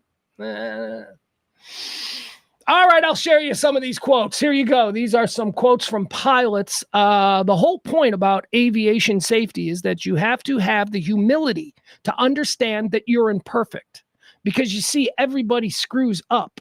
Everybody makes mistakes, said Lieutenant John Gudzinski, a former, see, he's going on the record because he's a former Navy F-14 pilot who flew combat missions from aircraft carriers during the Persian Gulf. He goes on to say, but ultimately, if you can't admit when you're wrong, you're going to kill somebody because your ego is too big. So that's what one retired naval pilot involved in the exact same kind of thing that we saw here in Yemen has to say about using unsecured commercial applications to discuss these kinds of things before they've occurred. Remember, these were discussed before they happened. So the pilots now have a concern of, oh my God, what if somebody on the ground gets a heads up? What if we're now thinking we're not going to need any air cover? We're now thinking we're just going to be able to buzz in and buzz out. What if now there's a fucking Haji in a tree with a rocket launcher because their little nerd hacker found this fucking gem? That's the real fear that their pilots are having. So that's what one pilot has to say about that. He and other pilots said that each day since Monday, when the Atlantic published an article about the chat disclosures, each day had brought a stunning new revelation. Quotes now from pilots. We intentionally don't share plans with people who don't need to know. Requesting anonymity, another Navy FA-18 pilot who has flown frequently in missions in the Middle East said, you don't share what time we're supposed to show up over a target. You don't want to telegraph that. You don't want to telegraph that we're about to show up on someone's doorstep. That's putting our entire crew at risk. Several other current and former pilots also spoke on the condition of anonymity to avoid reprisals from the Pentagon and from allies of President Trump. Here's a quote. I've not had a single conversation with any military pilot that doesn't believe we have the worst case scenario calling the shots at the Pentagon. Whoa! Fuck! So if that kind of stuff takes speed, Hegseth is gone. Trump can't handle that. Trump doesn't want to, that's not, you can't have that. That's the people of America, I believe, at least the people of America I know, if that story gets amplified and we start seeing it more and we start hearing about these pilots and how pissed they are and how they're asking for accountability. Not unlike the administration, which of course they're politicians, they just want it to go away. But if the military pilots are really angry about this and accountability is demanded, and this goes on for another 1 or 2 weeks, Hegseth is gone. He's gone. Trump's going to want to move on. You know, he doesn't have the stomach for this. And this is one of the things that I like about him. He will cut people loose. He isn't the most loyal person, ironically. Since he absolutely demands loyalty. All right, let's see. What else do we have? King Charles is sick. This brings up an interesting thing. King Charles had what? What's he got, AIDS? No, he had cancer. Remember he had cancer surgery like a year ago or so. He and Kate had, I don't know, I think it was a BOGO cancer surgery deal. They both had the same thing. But he's King Charles, excuse me. King Charles now has he's got a bad reaction. I'm hearing. Yeah, you know me. I'm hearing. I got friends there at Kensington. Sick. He's in the hospital. His shit is canceled. All of his meetings and stuff for the next couple of days. A bad reaction to cancer treatment is what the official line is there. But let me ask you this. You know, he's not a young man. He's an old dude. Now we know his mom lived to be 248. I think that's what she was when she finally died. So, but he's getting up there. He's like 80, right? He's an old man and he's fighting cancer. And I don't believe the Queen ever fought cancer to the degree that he did. You know, she might have something removed here or there, but I think he's like, this is a real cancer battle. So he may not be a very long reigning monarch there in the history. But I'll tell you, his son sure is chomping at the bit. And I'm thinking, That'd be interesting, you know, because Charles, nobody's excited by Charles. Nobody's interested by Charles. But I mean, what will we be? We don't care. Actually, I do. You know, I'm like 20% gay. You know, there's a lot of shit that I'm into that is like totally gay stuff. And one of those things is like, I'm a royal hag. I love the royal shit. I'm fascinated by these sons of bitches and how they've been allowed to fucking get this life. I love it. I'm fascinated. I'm curious. Anyway, King Charles. Trump, is he bald? This is one of the fun things about the internet. All right, look at this. So a lot of people are saying, you know, Trump was always his entire life very concerned about his hair. He does the crazy hair thing. And here's what you'll find. Dudes who do crazy hair things, they're overcompensating for something. They've got a patch, they've got a bald spot. You know, me, fuck you. The minute my hair started to act like an asshole, I was like, you're gone. You're gone. I'm not putting up with this. I'm not walking around with like a toilet bowl thing. I'm not going to like do a comb over. No such thing as a toupee in the 90s. That wasn't an option. And a hair club for men deal, one of them systems where you have to wear the same haircut for the next 40 years or until you're old enough or until you have enough money to buy another system. Fuck that.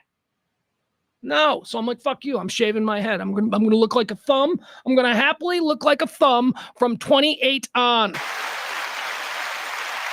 But Trump, you know, Trump does the hair thing. He does the razzle dazzle with the hair to make you think, yeah, what's going on there? So I don't know.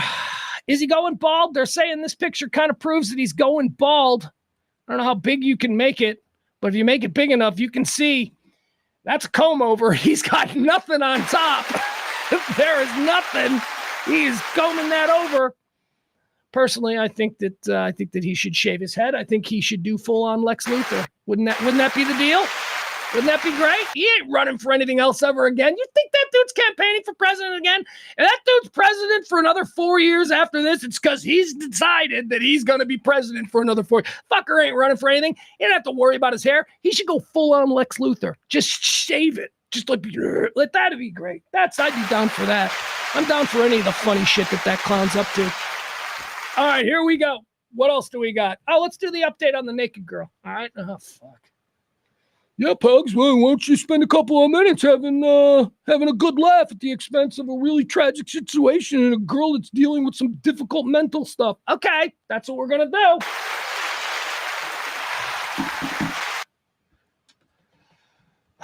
So a couple of days ago, we showed you the video of the Dallas naked girl. Here, I'll show it to you again. We got it right here. This was in Terminal D at Dallas Airport, Dallas-Fort Worth Airport. This is, again, needed to point out to everybody.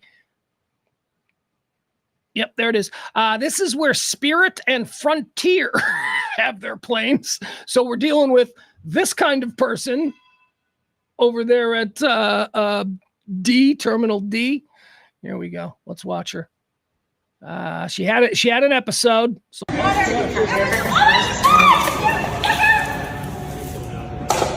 no way, stop.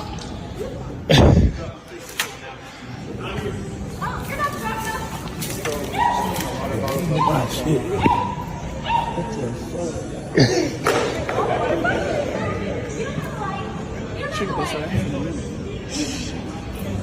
She's trying to. No, I'm just stopping her. That's fucking wow. I speak all languages, you motherfuckers! She just said, I speak all languages, motherfuckers. All right. Go, sister. That's crazy.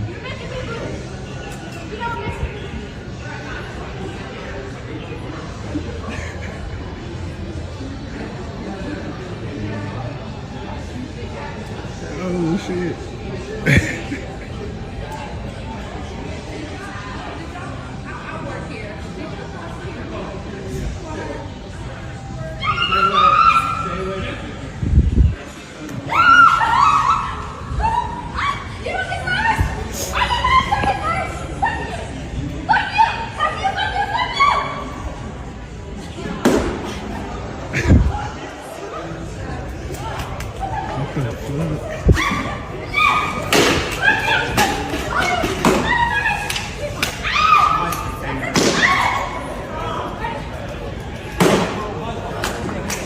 got action, people.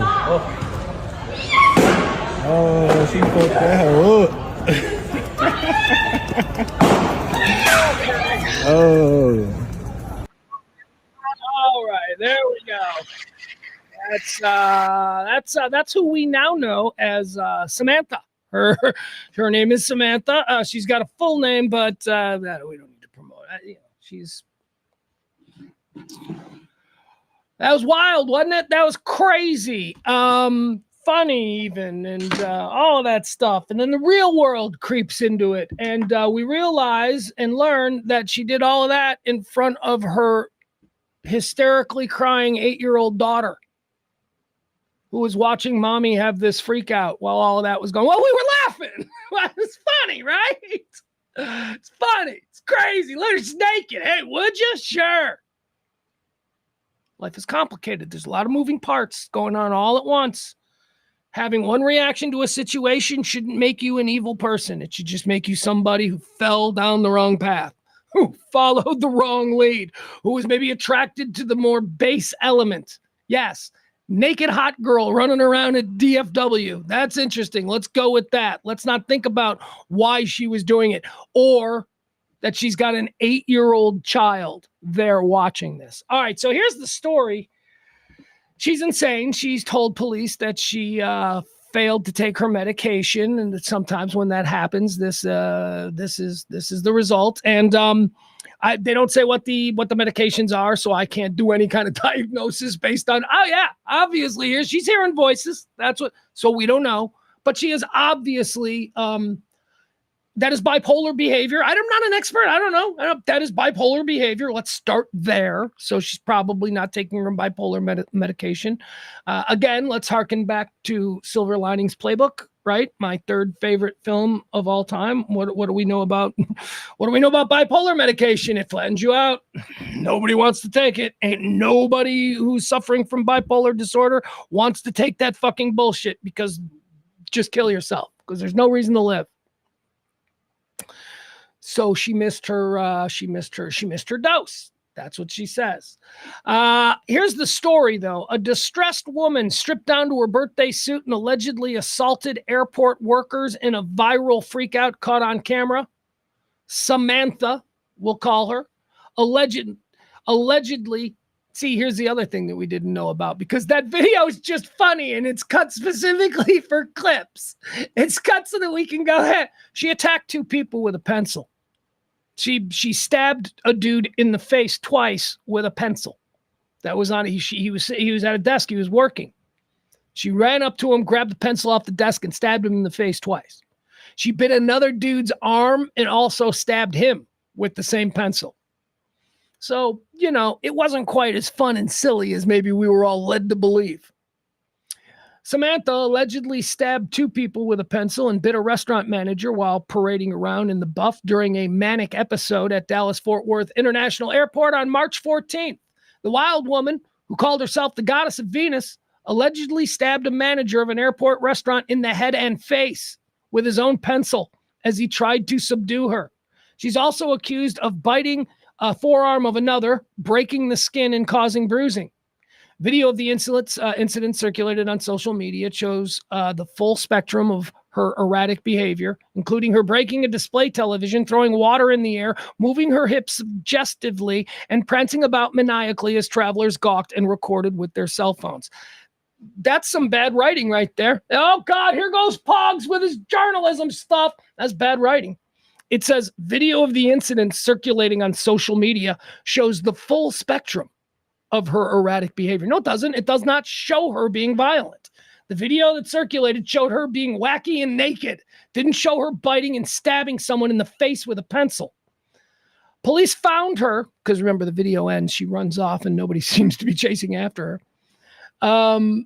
Police found her covered in blood that was not her own and hiding behind an emergency door at gate D1 Terminal D. So she ran away. She ran off. She ran down, and finally the cops got to her. Once in custody, she admitted to cops that she neglected to take her medication, though police did not specify the medication. She also claimed to cops that she was traveling with her 8-year-old daughter, who was there at the airport with her. Palma also, I told you, I didn't want to give her name. I don't want to give her full name. Fuck it. She also reportedly told cops that she identified as Disney princesses, including Ariel and Pocahontas, and called herself the goddess of Venus at another point. She's being charged with aggravated assault. So there you go. Yeah. Yikes. We should all feel a little bad. We should all feel a little bad, and then we'll move on. And although, she local, because gotta be honest, I'd love to get her in that dude's not real chick. Remember that chick? She's local. That crazy chick on the plane who got dragged off going, that guy's not even here, man. She was like kind of a hot chick who went all Dennis Hopper. He's not even here, man. That thing's not real. Remember that chick? So how do we get her together with Samantha? How do we get a little girl talk podcast going with these two?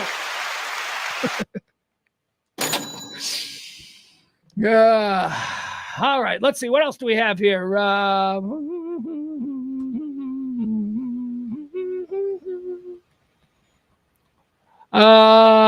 Okay. So White Lotus. You guys like White Lotus? I really like White Lotus. In fact, I've come to the conclusion that I don't think I'm going to be watching anything in the future that doesn't star or at least have an appearance by Walton Goggins. I love Walton Goggins. Oh, my God. He's in the White Lotus. He's in Royal Gemstones. I'm sure he's going to appear on the studio. He is Walton Goggins. He's doing commercials. You kidding me? You want to make me watch a commercial? Put Walton Goggins in it. Have you seen the Goggins goggles? I don't even know what that's a commercial for. All I know is I'm like, yes, make him a household name. Walton Goggins has been the best thing in Hollywood, not named Sam Rockwell, for about 15, 20 years now. That's how I feel about Walton Goggins. He's awesome. He's on the White Lotus, plays a dirtbag. He plays more the traditional Walton Goggins dirtbag that I used to love from the television show The Shield. I don't know if you remember The Shield. That's where Walton Goggins started. He played Shane Vendrell, the most corrupt young cop you ever saw. Drama, straight, scary, bad guy. Walton Goggins. And now he's Baby Billy over there on Royal Gemstones. That's some fuck. They call that range, folks. They call that range. And right now you can see that range. You can see Baby Billy, Walton Goggins on Royal Gemstones, or you can see Walton Goggins as this really scummy American something dude on White Lotus. He's just such an incredible guy. But White Lotus, I don't know if you're watching it or not. One of the people who are staying at the White Lotus, the White premise of the White Lotus is every season is a new cast. It takes place at a luxury resort known as the White Lotus. The first season was at the White Lotus, Hawaii. It's not a real place. It's just made up. It's like fucking it's TV. But the premise is that super wealthy people go to this super exclusive resort every year in these special places. First season was Hawaii. Second season of White Lotus was Monte Carlo, and this season is Thailand. Okay, so they're at this fancy, cool resort. It's all rich people. One of the families that are staying there at the resort this year are from North Carolina, and they're Dukies. And they're rich. Parker Posey, if you know who Parker Posey is. Parker Posey plays in North Carolina.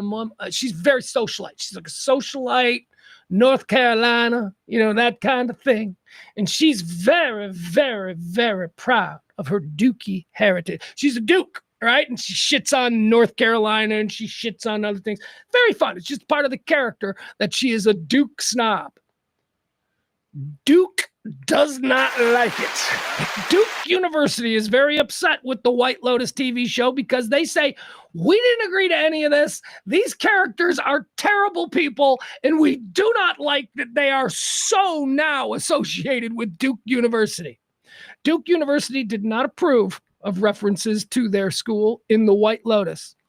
It says here, this season's White Lotus may be popular with viewers of its wild storylines, but some Blue Devils aren't enjoying it. Currently in its third season, Jason Isaacs stars as a wealthy businessman, Timothy Ratliff, who's on vacation in Thailand with his North Carolinian family. The character runs into some trouble and has a pivotal scene in Pop-Ups fucking pop-ups. Character runs into some trouble and has a pivotal scene in which he appears to be considering murder-suicide. Ratliff, a Duke alumnus and proud Blue Devil in the drama, is wearing a t-shirt from the prestigious university in the scene, a dream sequence. Duke University did not approve the use of its marks in the White Lotus, said Frank Tremble, Vice President for Communications, Marketing, and Public Affairs at Duke University. He told this to CNN in an emailed statement. Here's what he says. Duke appreciates artistic expressions and creative storytelling, but characters prominently wearing apparel bearing Duke's federally registered trademarks creates confusion and mistakenly suggests an endorsement or affiliation where none exists. Okay. I mean, that's the problem. The problem is it's some really shitty people in this show. Part of their character is that they're really big Duke fans. And I'm telling you, sorry, Duke, but you lack self-awareness. People fucking hate you. Okay, this is perfect. When they were revealed to be Duke fans, I was like, of course they are. Duke is the most loathed college basketball program in America. Nobody likes a bunch of super rich, well-connected rich kids who also get to be one of the best basketball Nobody enjoys that. Duke sucks. Everybody knows it. And now you got Duke going, we're not, these kinds of people aren't who represent. Yes, Duke fans suck. Sorry, Duke University. That's just how it goes when you're an arrogant, entitled piece of garbage college. I don't know why I hate Duke so much, but I do. It's long going. I've hated Duke since Christian Laettner. Let's be honest. Let's talk about where it goes back to. So that's me. Maybe you have a different thing. What else do we have here? Oh, Hulk Hogan. Let's talk about Hulk Hogan. I'm no fan. He's a douche. I mean, come on. This guy's a clown of a man and not a serious person. And, unless you're one of these people that are like, but he's got money. He's got money. He's got to be worthy. No, he's not. Fucking dudes trip over money all the time. Fucking idiots doing nothing. And they're dudes on Jackass. There are dudes who were on Jackass who just showed up to a buddy's house with their skateboard who would go on to make millions. Don't tell me about that. Just fucking shut up. Hulk Hogan's a dork. Hulk Hogan's an idiot. He's a fucking moron. Stop it. He's dumb. But Hulk Hogan's wife, she made a video last night. Hulk Hogan is also my favorite wrestler of all time. Let's keep it real. Keep it real. Come from the 80s. Hulk's my guy. Thunderlips from Rocky. Remember when he played Thunderlips? So yeah, I mean, like, separate the art from the artist, right? That's how I can enjoy him. Good. But I know that Hulk Hogan's an idiot. Like, I don't think Hulk Hogan's like, I've got some problems with my investments. I'm going to call my friend Hulk Hogan to come over and advise me on what I should do with he's a moron. He's Hulk Hogan. Look at him. Silly man. We have elevated so many silly men in our culture. Silly men. And they get elevated simply because they are successful. And how are they successful? Emotionally, spiritually, familiarly? No, financially, because that's all that we really gauge anything by.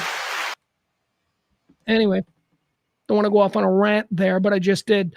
Hulk Hogan's crazy ex-wife. They've been divorced for like years. Haven't they been divorced like 20 years? They've been divorced forever. And apparently she's having some kind of a moment. And so she made an Instagram where she just like went off on her family. Like, this is Linda Hogan. So some of you like serious wrestling nerds, you know who Linda Hogan is. I don't really know who she is. Yeah, but whatever. Wrestling nerds might know. Here she is. This is Linda Hogan. Man, my God. Okay, so everything that I said about Hulk Hogan, he's still a dude. Like, I got plenty of friends who are idiots. So it's not like, it doesn't mean I can't be friends with them. But if I was friends with like Hulk Hogan, I would be like, oh, brother, you are in a heap of shit. You've been divorced from this woman for 20 years. And this is what she's coming with after 20 years. This is a tough one. Here you go. Know that all these horrible things are going on behind the scenes. Yet he marches on. He marches on like, yeah, I'm promoting my own beer, real American beer. Yeah, look at me. Woo! Yeah, he's such a hero, right? Not. Okay, I'm gonna give him my thumbs down. I've given him more opportunities to come back and make us a family, and Okay, do you get that? Did she just hear herself? They have been divorced for 20 years. And she's upset because she has given him the chance to come back and make our family again. And she's upset because he didn't. They've been divorced 20 years. It's over. This woman can't get it in her head that it's over. This is what Hulk's got to deal with. Oh my God. and try to I'm sorry, it's so sad. And it's been 20 years and I'm still this sad. Yeah, that's not fucking right. That's not normal, Linda. That's you. This is where you need to hit stop recording. After you say that, you need to go, wow, that is weird. I should probably not be doing this publicly and talk to someone in private who's maybe, I don't know, professional at this. Click. But no, these people are junkies. These people are junkies for whatever kind. Please, hanging on. They're hanging on to that ledge, and fame is up there on that ledge, and they used to be something, and they are so desperate for it. Somebody please explain that. I don't know. It just doesn't get better. I do love living alone. I don't ever want to be married again after him. Trust me. But I love my animals. Well, that's good, lady, because I gotta tell you, any dude that's seeing this, you have probably just ended well, I don't know. She got money. Oh no, wait, she's gonna talk about that. Hold on. And Because let's not kid ourselves. Hulk Hogan still got a lot of money. I bet that's what this is about. Let's listen. my lawyers were in cahoots with his lawyers. They had everything set up where they were cashing in on me. Yeah. Half of my settlement went to lawyers and back into the lawyer pot. And I ended up with hardly anything. I worked for 25 years for free, basically. And then the settlement that Terry got. All right, see, I need to. I'm sorry. I'm sure that she's, she's going through some stuff here, and it's very sad when you see another human being going through stuff like that, but my heart cannot cry for her. She worked 25 years. It's like, I worked 25 years. I never got paid. Lady, you were in a relationship with somebody who was very high profile, okay? He is the thing. Hulk Hogan was the phenomenon, okay? Not you. You were the girl standing next to him. You were his girlfriend. You could have been any number of other girls, but you got lucky, and that's you. And you rode that. You married the man. You had an incredible life. You met people. You Hollywood, movies, fun. And then, not for nothing, Linda, but I was not going to bury that. I was actually, hold on, where is it? I'll let, here you go. Let's see the sports bras drop the hammer. Yes. The reason they're divorced is because she ran off with somebody 20 years ago. Hulk wasn't going to leave her because, see, this is what guys do. Guys like Hulk Hogan, he's in a relationship with her, right? They're married. They've been together. They're raising kids. Hulk's got a whole bunch of money. Hulk's not leaving her for another woman. Hulk is staying with her and staying married forever. Okay? Now, at the very same time, Hulk is fucking every waitress in Sarasota that he can get in his bed because he's Hulk Hogan. And he's hoping he doesn't get caught.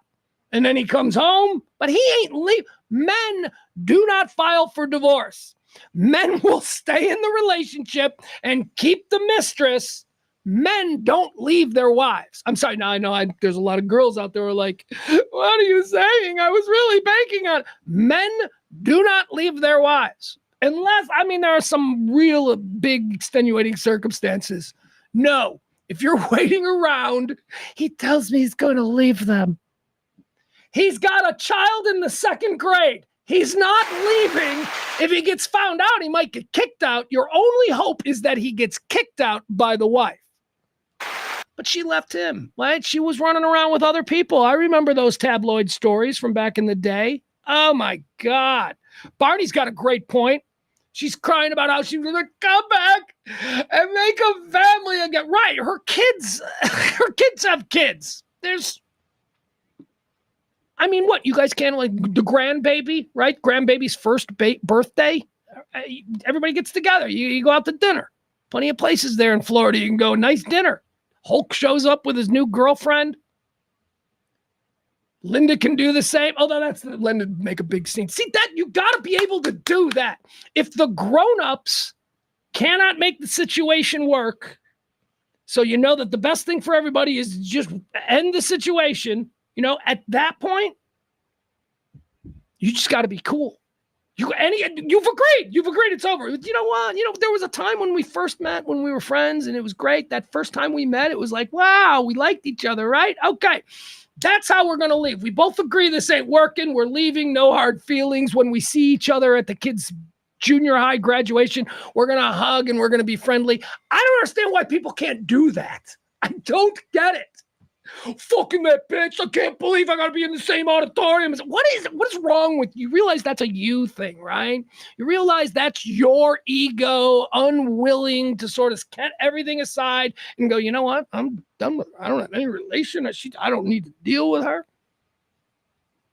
Unless, of course, she truly is a witch who's like hiding your kids. That happens too. But in most cases, a lot of the fucking strife between exes and all of that, when kids are involved in families, a lot of the strife is almost always self-generated. It's totally avoidable.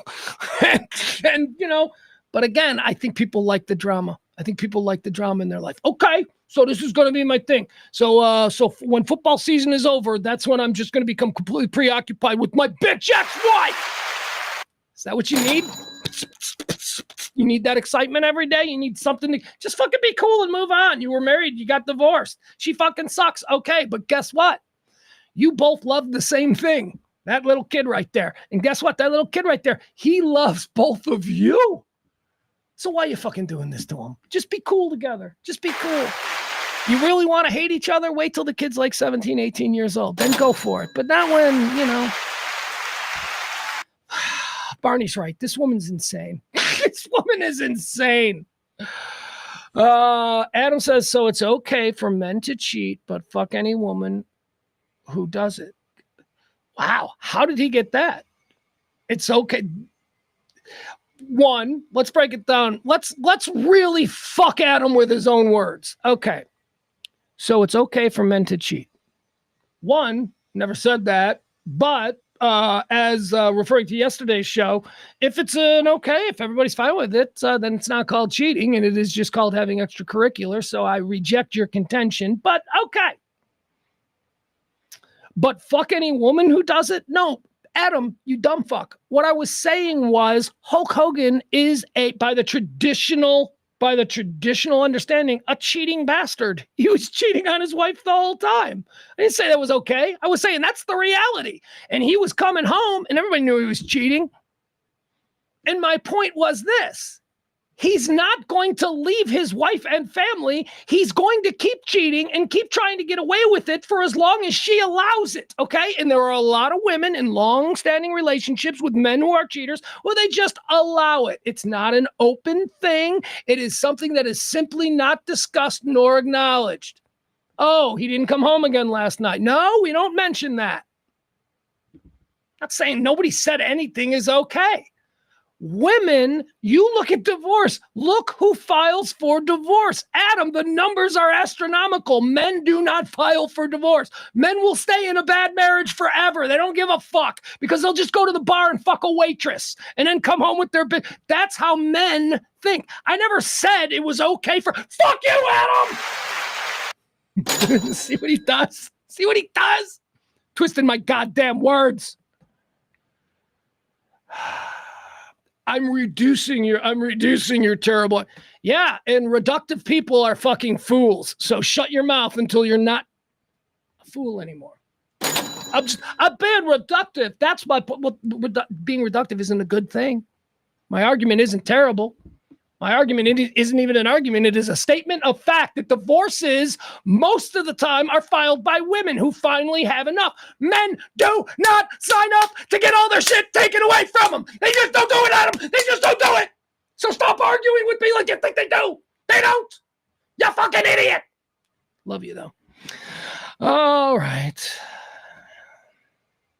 Listen to yourself when you expound, but feel free to clarify if you want. Expound on what? Oh, see the argument. I'm done. We're done, Adam. Here's the problem. There's a 30-second delay. I'm done. Al knows. Al says a majority of the time men will not file for divorce because they know that a majority of the time they will. Thank you. That's why men are perfectly happy staying in bad marriages and just cheating their way. I don't give a fuck if she finds out. Let her leave me. That'd be, I don't know.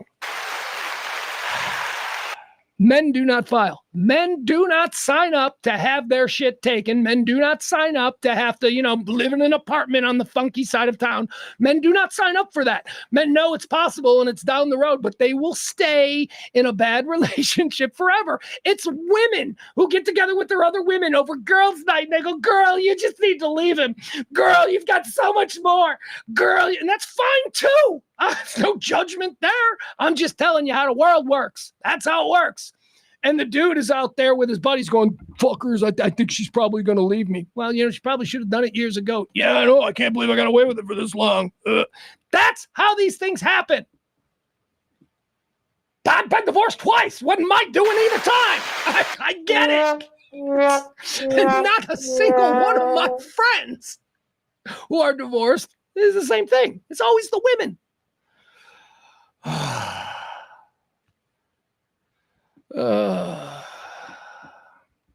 Adam says you're completely missing the point and not arguing what I'm talking about. What you're talking about is you're accusing me of having a double standard, saying that it's okay for men to cheat but not okay for women. And if you had listened yesterday, I don't consider any of it cheating as long as there's open communication. So just fuck off. We're done. All right. What else do we have here? Let's see. Hulk Hogan's ex-wife is a fucking nut show. Okay, that's all I'm saying. She's a nut show. There's no two ways around it. That's what's happening there.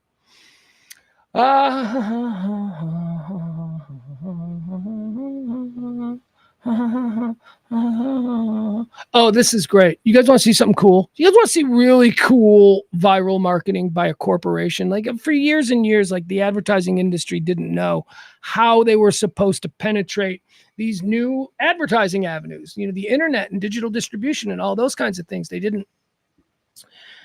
Facebook will never make money. Remember supposedly smart guys as recently as 10 years?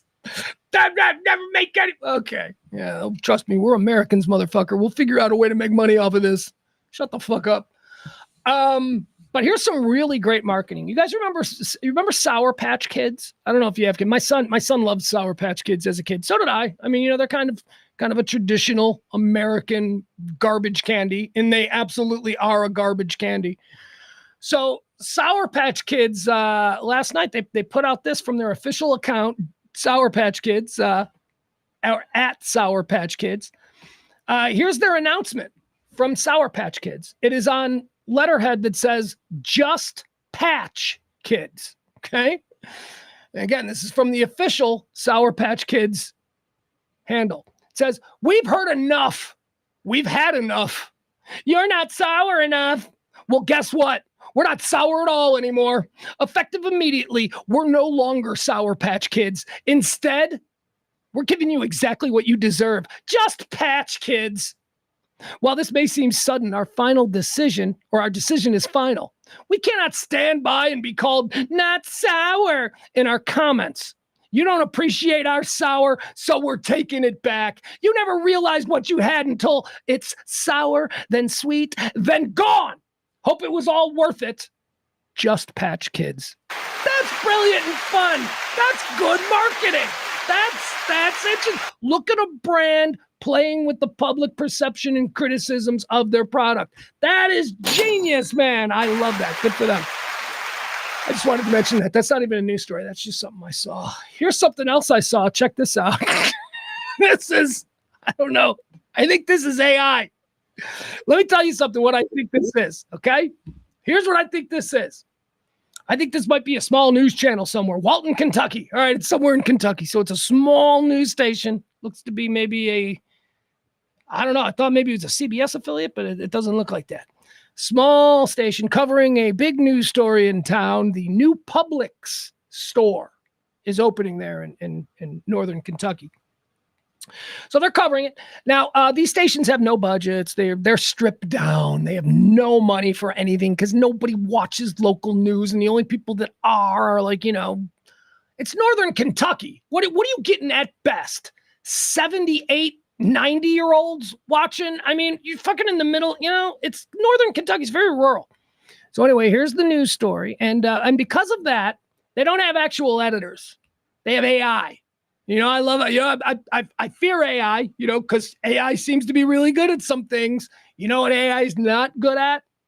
Satire, sarcasm, humor. It doesn't get it. And we're going to see an example of something that would have been caught and edited out by a human being. But instead, this whole piece was put together and edited AI. And so they missed it. So here you go. Let me take you to, this is Northern Kentucky. They're all celebrating the opening of the new Publix store. They go to talk to somebody. They speak to somebody who's there waiting online to get into the new Publix. And I want you to pay attention to his name. I'm going to show his name right there. And again, I maintain a human would have caught this. Oh, hold on. I'm sorry. Hold on. What happened there? Were we sharing it? Nope. I'm sorry. I got the wrong one for you. My bad. Hold on. All that build up. And then I screwed the pooch. All right, here we go. This is going to do it. Yep. Boom. 2 years. The grocery chain is a staple in the South, known for its pub subs, deli options, and bakery. Local 12 interviewed the first customer who got in line at 4 a.m. I'm a Florida resident, so I know Publix, but I got my friend here, John Borg. He's never been.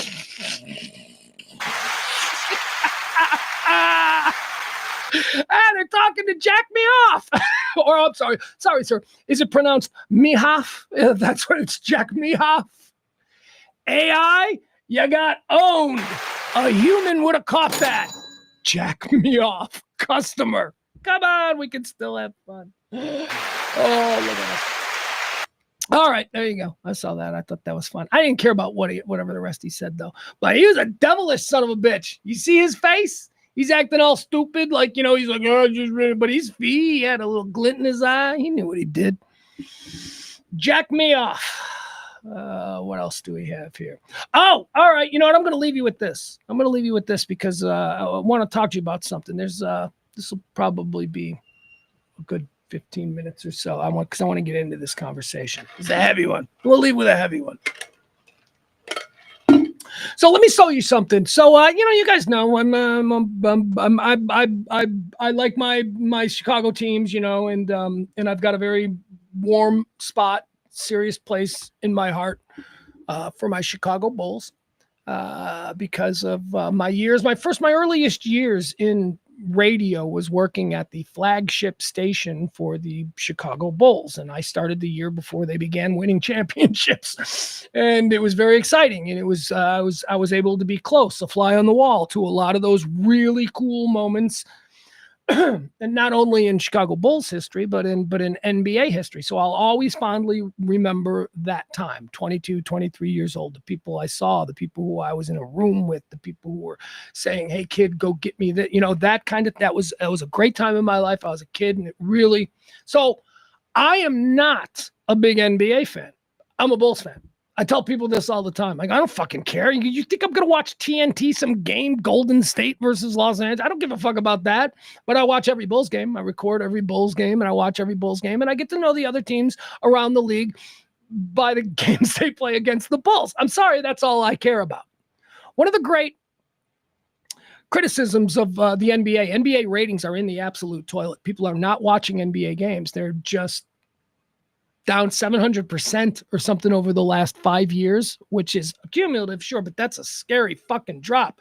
I don't know if we're not accounting for, again, because a lot of times when people say these things, we're not accounting for new ways of consuming that aren't being measured. Like, okay, so maybe people aren't watching on old-timey TVs. How many are streaming? How many are this?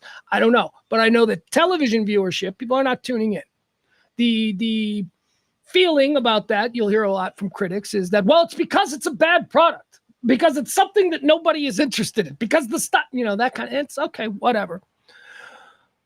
So I want to talk about a much larger issue, but I do want to show you something that happened last night. So don't anybody ever fucking tell me that the NBA is putting out a bad product, because I see really cool things all the time that anybody who likes sports would be attracted to. For a little bit of context here, the Chicago Bulls absolutely suck. My team, I love them, but they absolutely suck. And then that's overstating it. They don't absolutely suck because let me tell the story. As of a couple of weeks ago, me and my son, because we're Bulls fans, me and my son were like strategizing about the best way to tank and the best opportunity for us to, get the lottery pick. We're like, oh my God, because we know what pieces we have, and we're looking at Cooper Flag, and we're like, that'll work. That'll play. Speaking of Duke, or wait, he's Duke, right? Cooper Flag's Duke. He's not North Carolina. I don't care. I've been avoiding the tournament this year. I do know Cooper Flag, though, because I'm a Bulls fan and they talk about him. So we were expecting to tank, right? And then all of a sudden the team gets red hot. They're supposed to be losing every game, but unfortunately, they're not. They're winning every game. They're 8-2 in their last 10. 1 week ago, they went into LA at full strength. Luka, LeBron, they went into LA and they blew them off the fucking court by 50 points. Huge thing. I mean, even us Bulls fans who have been suffering through this whole season, we're like, God, this team is playing different. This is a real different vibe from this team. Billy's got Billy Donovan, so Billy's got these guys playing. All right, so for the past week, there's been a lot of shit talk back and forth. The Lakers had to come and play the Bulls last night. Remember, the last time they played last week, Bulls blew them out by 50. So the Lakers have been like, yeah, that was a one-off. We're going to go in there, blah, blah, blah. A lot of that kind of stuff. It's a big game. It was a big fucking game for Chicago basketball fans yesterday. A huge game. As the lovely Leela Rahimi called it on The Score, because of the situation we Bulls find ourselves in, we Bull fans find ourselves in, this is the biggest game of the year. And it's a nothing game. I mean, what are we trying to do? We're trying to get to the play-in at what?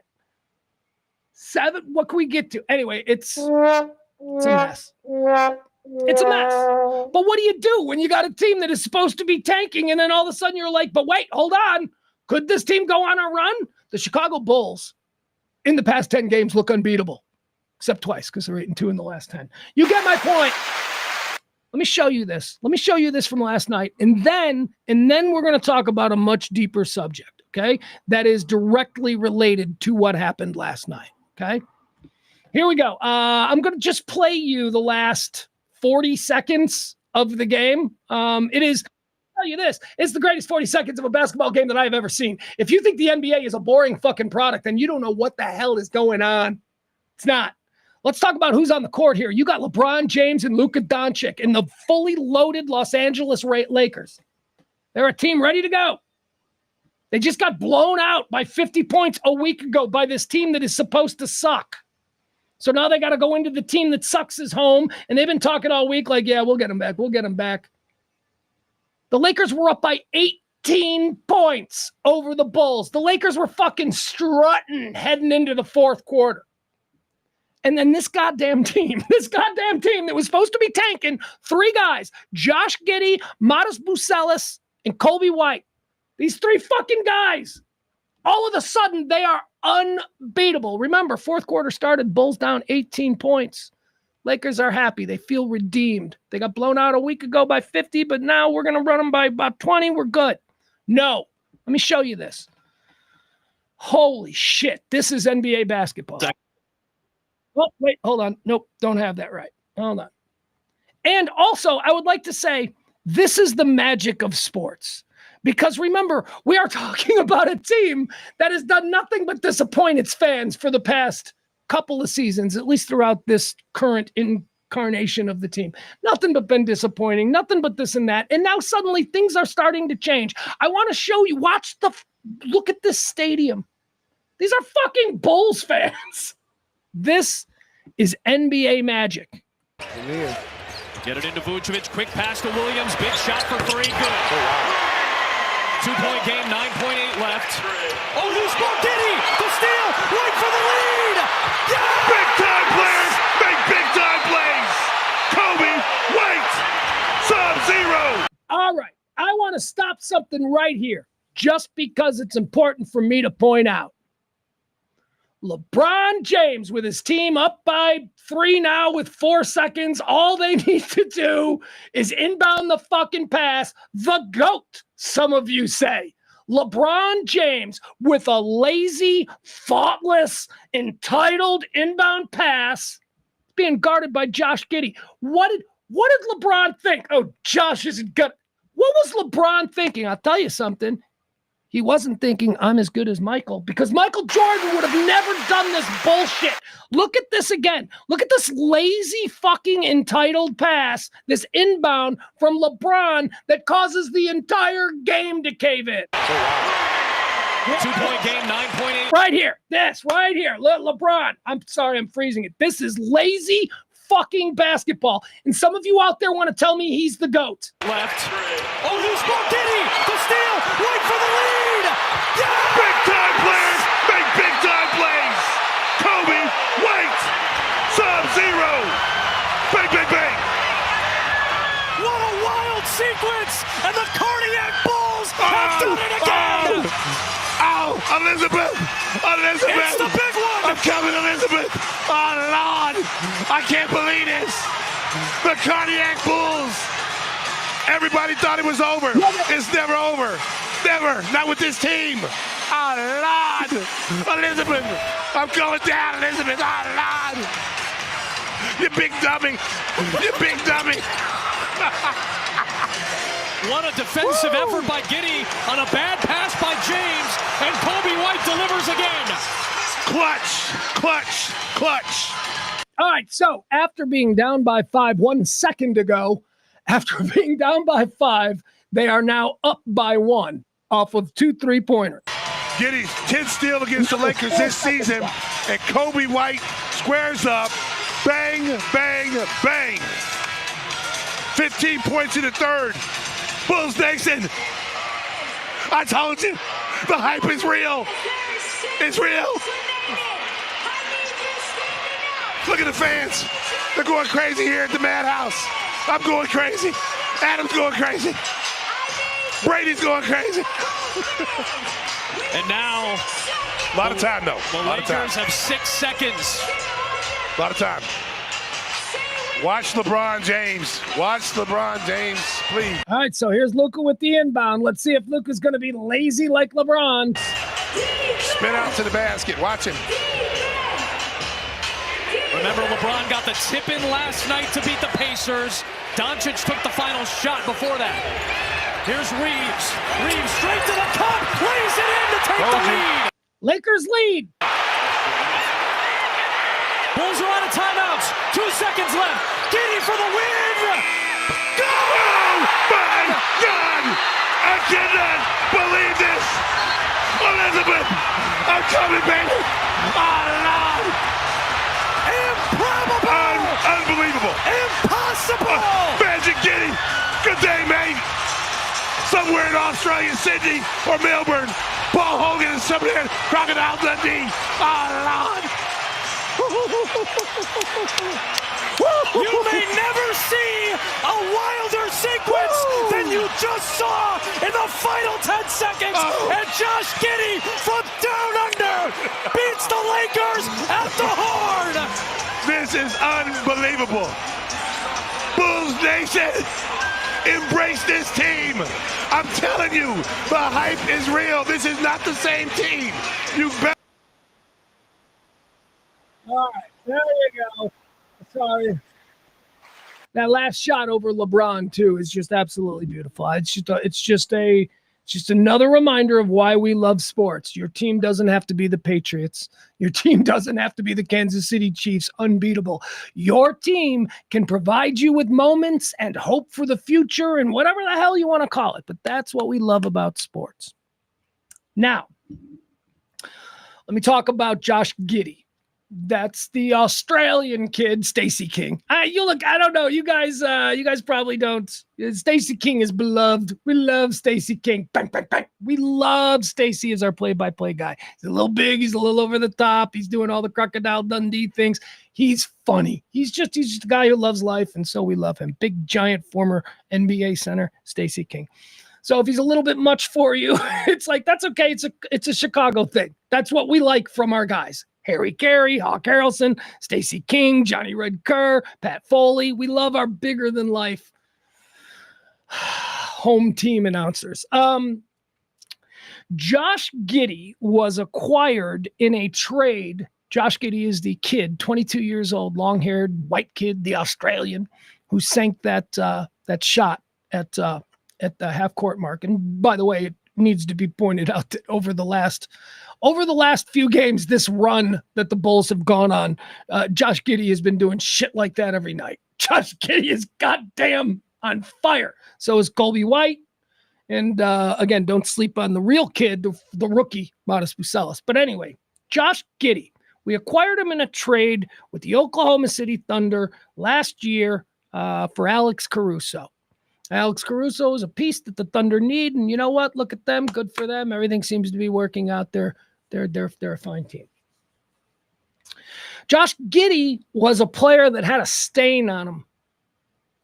Josh Giddey was drafted at 18 years old out of some fucking basketball factory in Australia and sent directly to the NBA. No college, no G League, no nothing. He was that good.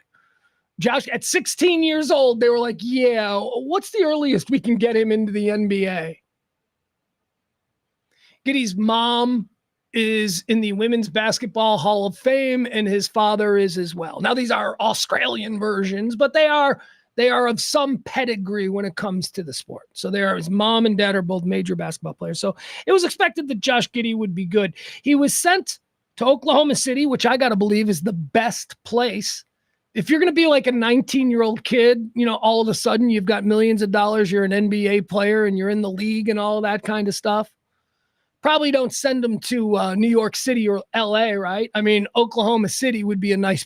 If I'm his mom, I'm saying, yes, I like that he lives in Oklahoma City as opposed to, somewhere where he could get into some trouble, Miami, that kind of deal. But trouble followed him anyway. Josh Giddey, while the team was traveling, went to a club, met a girl in a club. Josh Giddey was 19 years old, an NBA player, a rookie. Kid from Australia, doesn't know any of this shit. He's just, he's in a club and he meets a girl. He's 19. Remember, it's important to remember that he's 19. He meets a girl at a club. They hook up. And then very shortly after they hook up, Gloria Allred gets involved. Gloria Allred is an attorney. Gloria Allred basically said that Josh Giddey raped her underage client when they met. Underage. So Josh Giddey. So that was the stain. Josh Giddey's raping underage girl, right? And so that goes around, and he's a 19-year-old kid from Australia. He's in Oklahoma City, and all of a sudden, he's a rapist, and that's what the internets are saying. And oh my God, the jokes on the Twitter and the TikToks and all of that. I'll give you an example of this. A couple of weeks ago, actually it was last week, when my son Mason, I said to him, have you seen what the Bulls are doing? And he goes, yeah. He goes, yeah, I am. And I go, dude, I fucking love Giddey. And my 15-year-old son goes, yeah, Dad, me too. But didn't he rape a kid? So that's what my 15-year-old son thinks. I mean, I set him straight, don't get me wrong, but just without me setting him straight, my 15-year-old son, because of the internet, thinks that Josh Giddey is allowed to be out here playing basketball. And oh yeah, it's well known he raped a kid. Okay? And I explained to him, I said, well, first of all, son, those two things can't be true. If he raped a kid, he would certainly not be making all of this money playing in the NBA if that was, in fact, a factual statement that we all know. So I had to explain to him the situation. The situation was this. After an investigation by both the police and the NBA, they found that this was a classic shakedown. It wasn't a kid. Here's the other thing I would like to say, and this is me just now editorializing here on the outside. Don't you think it's unfair when a 19-year-old is called a pedo because his girlfriend is 17? Because that's how old this girl turned out to be. She was in the club with a fake ID. There was every reason to believe that if you meet somebody in a place where you have to be this age, you have that kind of reasonable expectation. So she lied. That's fraud. She lied to get into the club. She was not of legal age. She willingly goes home with him. That was witnessed by everybody that was there. And then because she's underage, it's statutory rape. By the way, when it says rape, it's not hold her down and beat her up and all that. No, it's just the simple act that he had sex with a girl that wasn't 18. She was 17. Oh my God, that's gross. If you're 35, he was 19 fucking years old. It's not gross. There's not even anything wrong with it. 18 is an arbitrary line. If they had decided that that number was going to be 17 or 19 or whatever, we wouldn't have it. It's an arbitrary line. He's 19, she's 17. The problem with grown men having sexual encounters with younger women is that there is an imbalance in maturity and life experience, okay?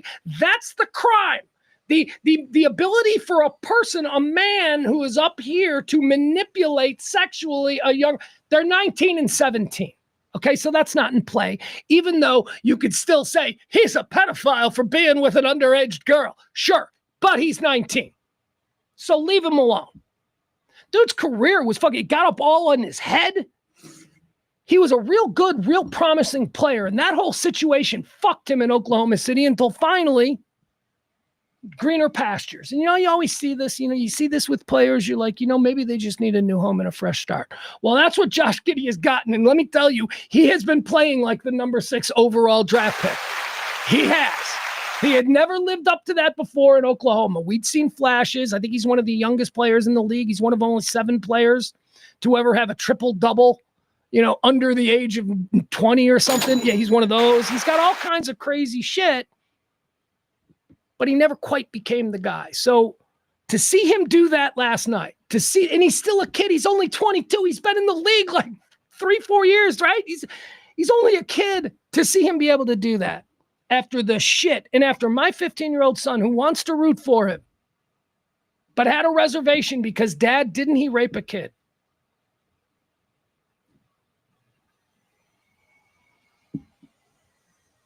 But by the way, nothing happened to that girl. That girl's fine. The girl there's no repercussion for the girl that made the charges. That everybody looking into it when she is shaking him down. This is a shakedown. Turned out her mother was involved. It was her and her mother. She was specifically sent to that club because they knew NBA players were going to be there. It was a shakedown. And yet this kid's career stalled out for 2 years. And, my 15-year-old son who wants to root for him and wants to be a fan of him on a night like last night where he has this amazing moment. My 15-year-old son has all of this bullshit in the internet talking about, it's sad. Anyway, but it's good for him and it's a celebratory thing. And the city of Chicago loves him and we are all excited and we know we're not going anywhere, but still it's fun when your team plays exciting, right? Every team, every one of your teams does not need to win its championship. All it needs to do is give you a season where you think maybe it could, right? That's all we're looking for. That's all we're looking for. We're looking for that glimmer of maybe we could, because then it's like we're counting the games. How many games back are we, right? That's fun. That's what sports is. And then you get blown out in the first round, right, Cowboy fans? That's how it goes. Oh, Trump just said we have to have Greenland. We're going in. We're taking Greenland. All right, let's see. Look at my TV's going nuts. That means I got to get out of here, folks. I'm going to head out there to Hearsay. That's at the Choctaw there, ballpark in Arlington. I'm going to be watching Your Dark Companion, Mike Reiner and Grego, and Groobs is going to be out there. I'm just going to be a spectator, but I'll be out there, and it's going to be like watching the Hardline, a reunion, just like it was back in the day. Can't wait. Very excited. I love you guys. Thank you so much for hanging out with me. Will you be back on Monday? It's Pledge Week. Please be back on Monday. All right, Monday starts Pledge Week, and we'll I hate that. I hate that my cool ass eagle doesn't stay. I'll figure it out. I know there's a way. Everybody else good? All right. Hold on. Wait, Barney's got some interesting breaking news. Let's see here. Barney says Oklahoma is moving the age of consent to 18 because not enough high school seniors are going to prison. All right, folks, on that, I'm out. I love you guys. Have a great weekend.